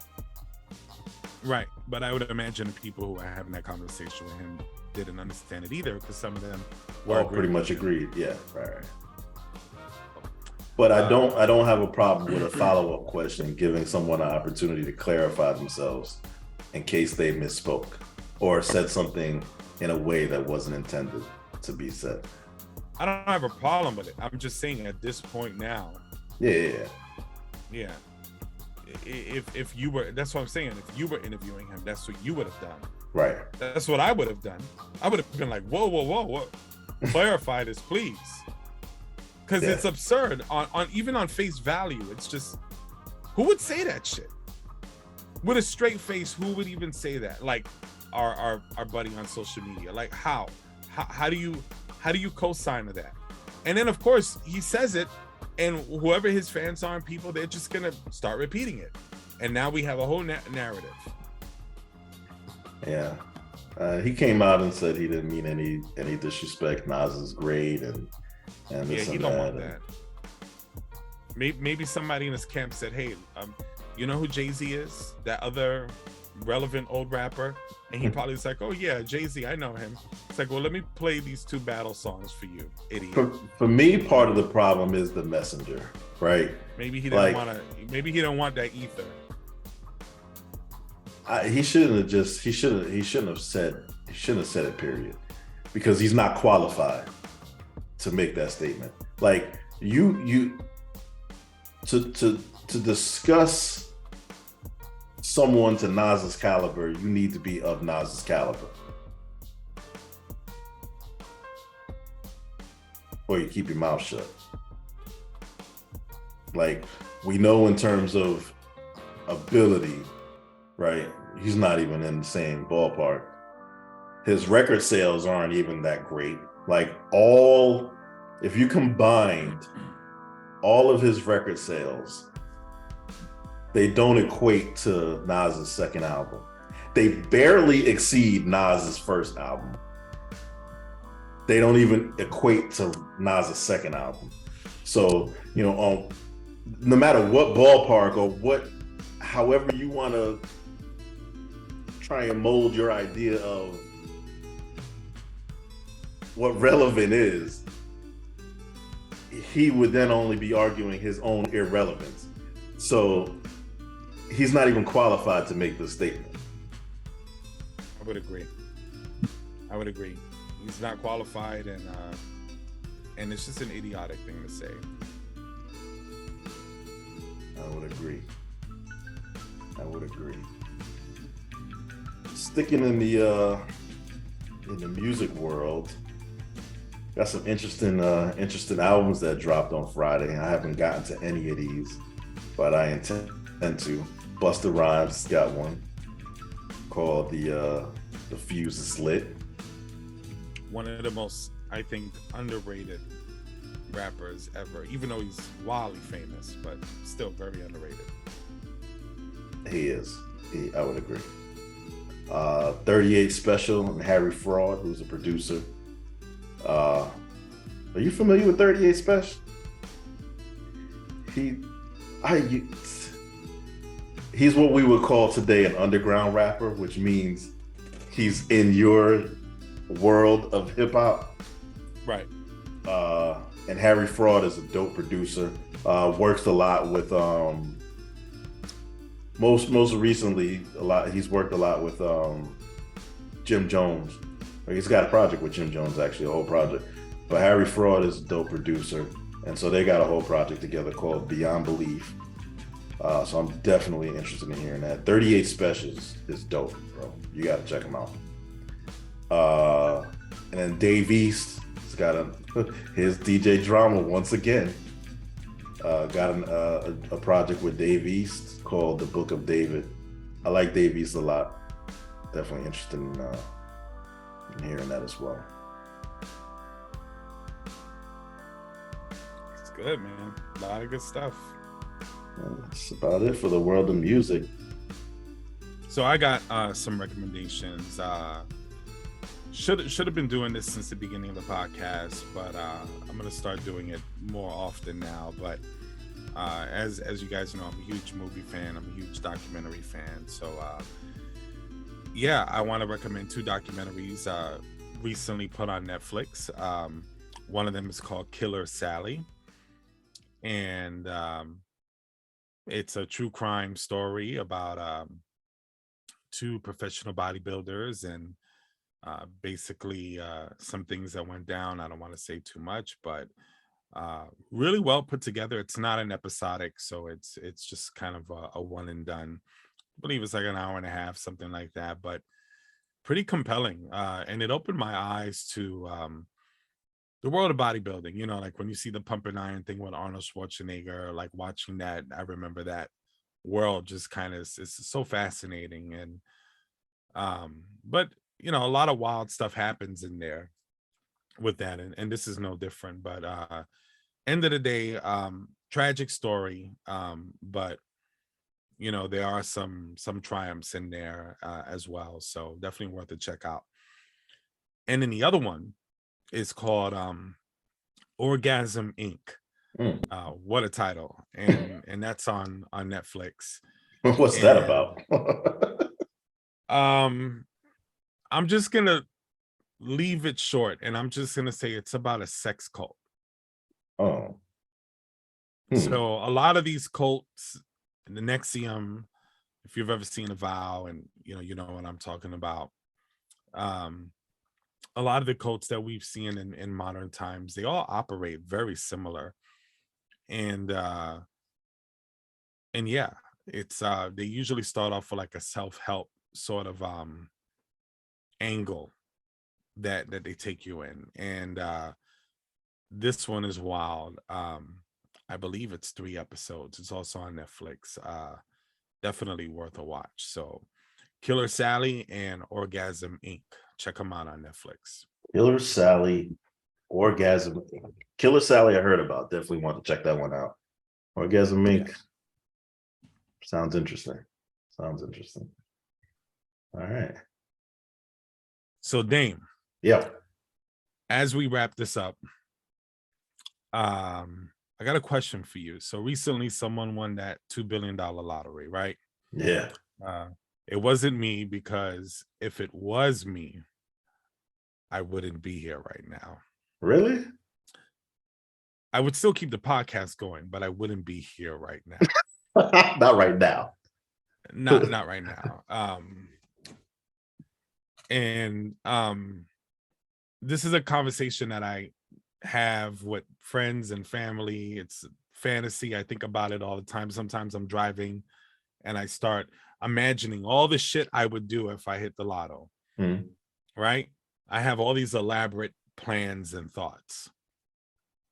So begs the question, I'm sure we've all done this before, but I figured this would be a great opportunity. If you won that $2 billion. $2 billion. $2 billion. Yeah. What would you do? First question, would you keep your job or your business? What my okay. Wait. My position in my job, no. Yes, my my business would still exist. Okay.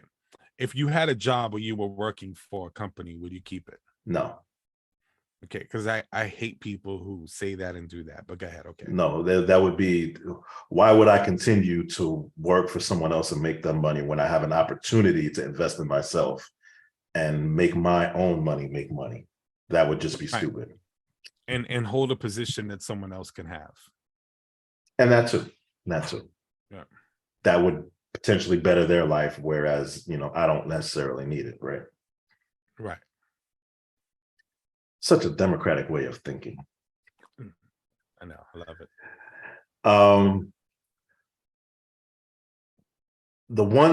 The first thing I would probably do, well, it probably maybe not necessarily be the first thing because it would take a while to get done.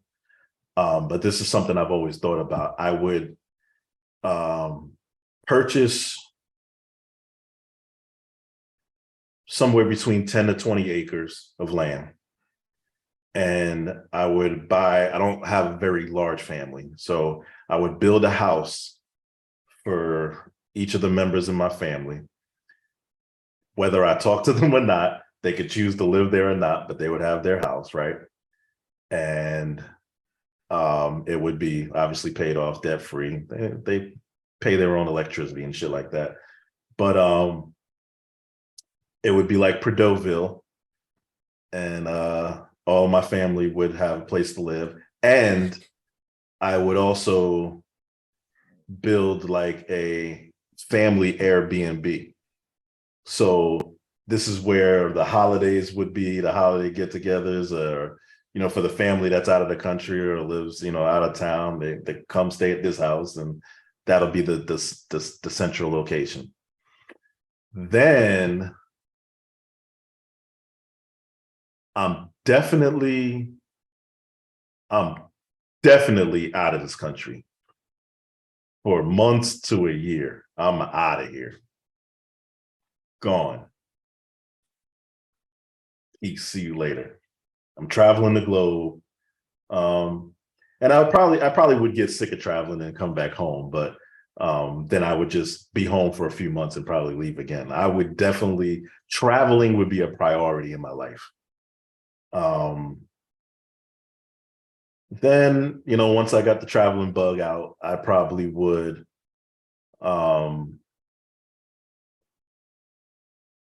start a few more businesses and put my time and effort into that, and invest obviously as well. Daym? Donations would be somewhere in there. I'd have to find a cause or maybe create my own foundation for something. I don't know. I don't want to say what that would be because I don't know, but that definitely would be part of it as well. Well, interesting. It's about what I thought you'd say. It's about what I'm sure you knew I was going to travel. So the first thing I would do is I would start searching for different homes. So I would buy a mansion or have one built in Arizona. I'd have one in Florida, and I'd buy a penthouse in New York. Now we're talking $2 billion. So, right. I'm not talking if I won 200 million, I wouldn't do all that. Right. The main place to stay would probably be Arizona. I like it out west. Right. And any of you ever been to Arizona? It's amazing. Check it out. I haven't, but my wife has, and she definitely wouldn't be opposed to living out there. She loved it. Yeah, it's great. Sedona in particular, Flagstaff area I liked. But anyway, so then I wouldn't announce it to like even anybody outside my house. I wouldn't tell anybody. Oh, definitely. But I would have an invitation to a party. And I would make sure that people knew that it was an exclusive party in celebration of life is what it would be. And I would send out the invitations. They wouldn't get anything else from that. and whoever showed up, I blessed them. I Love you. like that. I like that. $1 million if you show up. Whoever doesn't, it's a different story. Depending on the situation, of course, right? But if it's like some person who's sick or can't get around, I'm providing transportation, everything. I'm making sure that they don't. Okay, so you got to say that if transportation's paid for, flights, everything is paid for. All of that is paid for. And then they still don't show up. And they still don't show up. Fuck you. They're probably not going to get anything from me. Right. I like that. Obviously my sisters, even my mother, who I'm not on the best terms with, I would make sure regardless that, they're taken care of. And then the next thing I probably would want to do is open up some sort of facility, like a shelter for homeless people. That's like the one big thing I would do. And then I would travel and try to spend the rest of my life investing in communal type of businesses and things like that for people of color.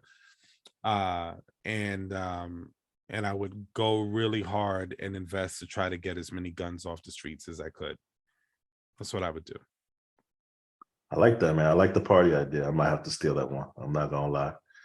I like that idea. But the house buying, I would want to travel first because I would want to see where I want to buy a house. So the house buying, I would probably build a house here in Florida because that's where our family is right now. But be the base, right? But as opposed to as far as the other locations, I'd want to travel a bit first. And then, I'd buy condos on like beach property, like smaller ones, just to rent out and stuff, and have like places for family to crash, or if I traveling somewhere and I have to make quick stops, I have my own place. A couple of scattered, around smaller places, but nice. That's what I would do. That's dope, man. $2 billion, man. That is some serious money. But what would you guys do? Leave a comment. Definitely let us know what you would do. Top 5 things. It's always interesting to, some people, they'll go crazy, right? They'll be like, I'm gonna build a spaceship. Oh, and I have crazy ideas for like my house and shit, like crazy ideas. Like I would build like a cave, like my own fucking bat cave, but it would have like a pool and shit, like sort of like a grotto and shit, but it wouldn't look like a pool. It would look like, like some sort of like man-made thing. And then, the little hippie in me, I'd have like a meditation room and shit. So yeah. And then I'd have a theater, and it'd be a horror themed theater all the way. Like I'd even have like jump scares, like in little pockets of the house, like little, you walk past, motion sensor, and some scary noise comes out, or some hologram of like The Exorcist or something pops out. That's fucked up, bro. That's torture. Oh yeah. Oh, and I will blow up the podcast, of course. Without a doubt.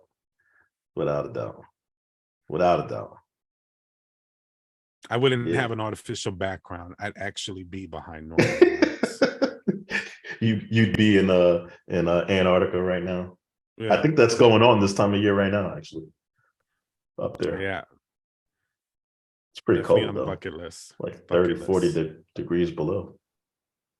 Bucket list. I've never seen Northern Lights. So that's definitely on there. I think this year was like purple, and it was different. Some for some reason it was different colors. It makes a sound. When you're there, there's an audible sound that you can hear when no, I didn't know that.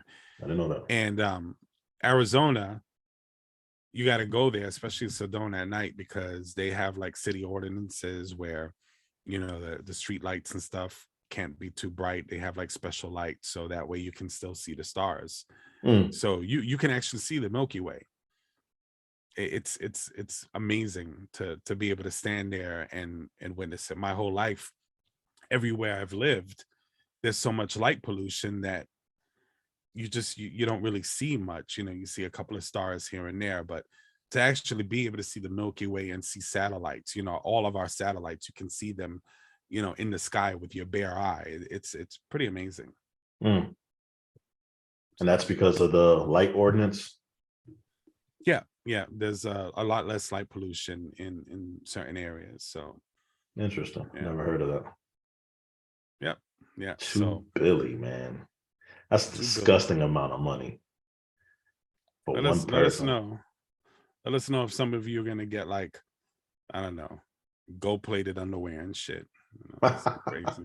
I imagine there'll be a lot of that, some kind of Aston Martin and shit like that.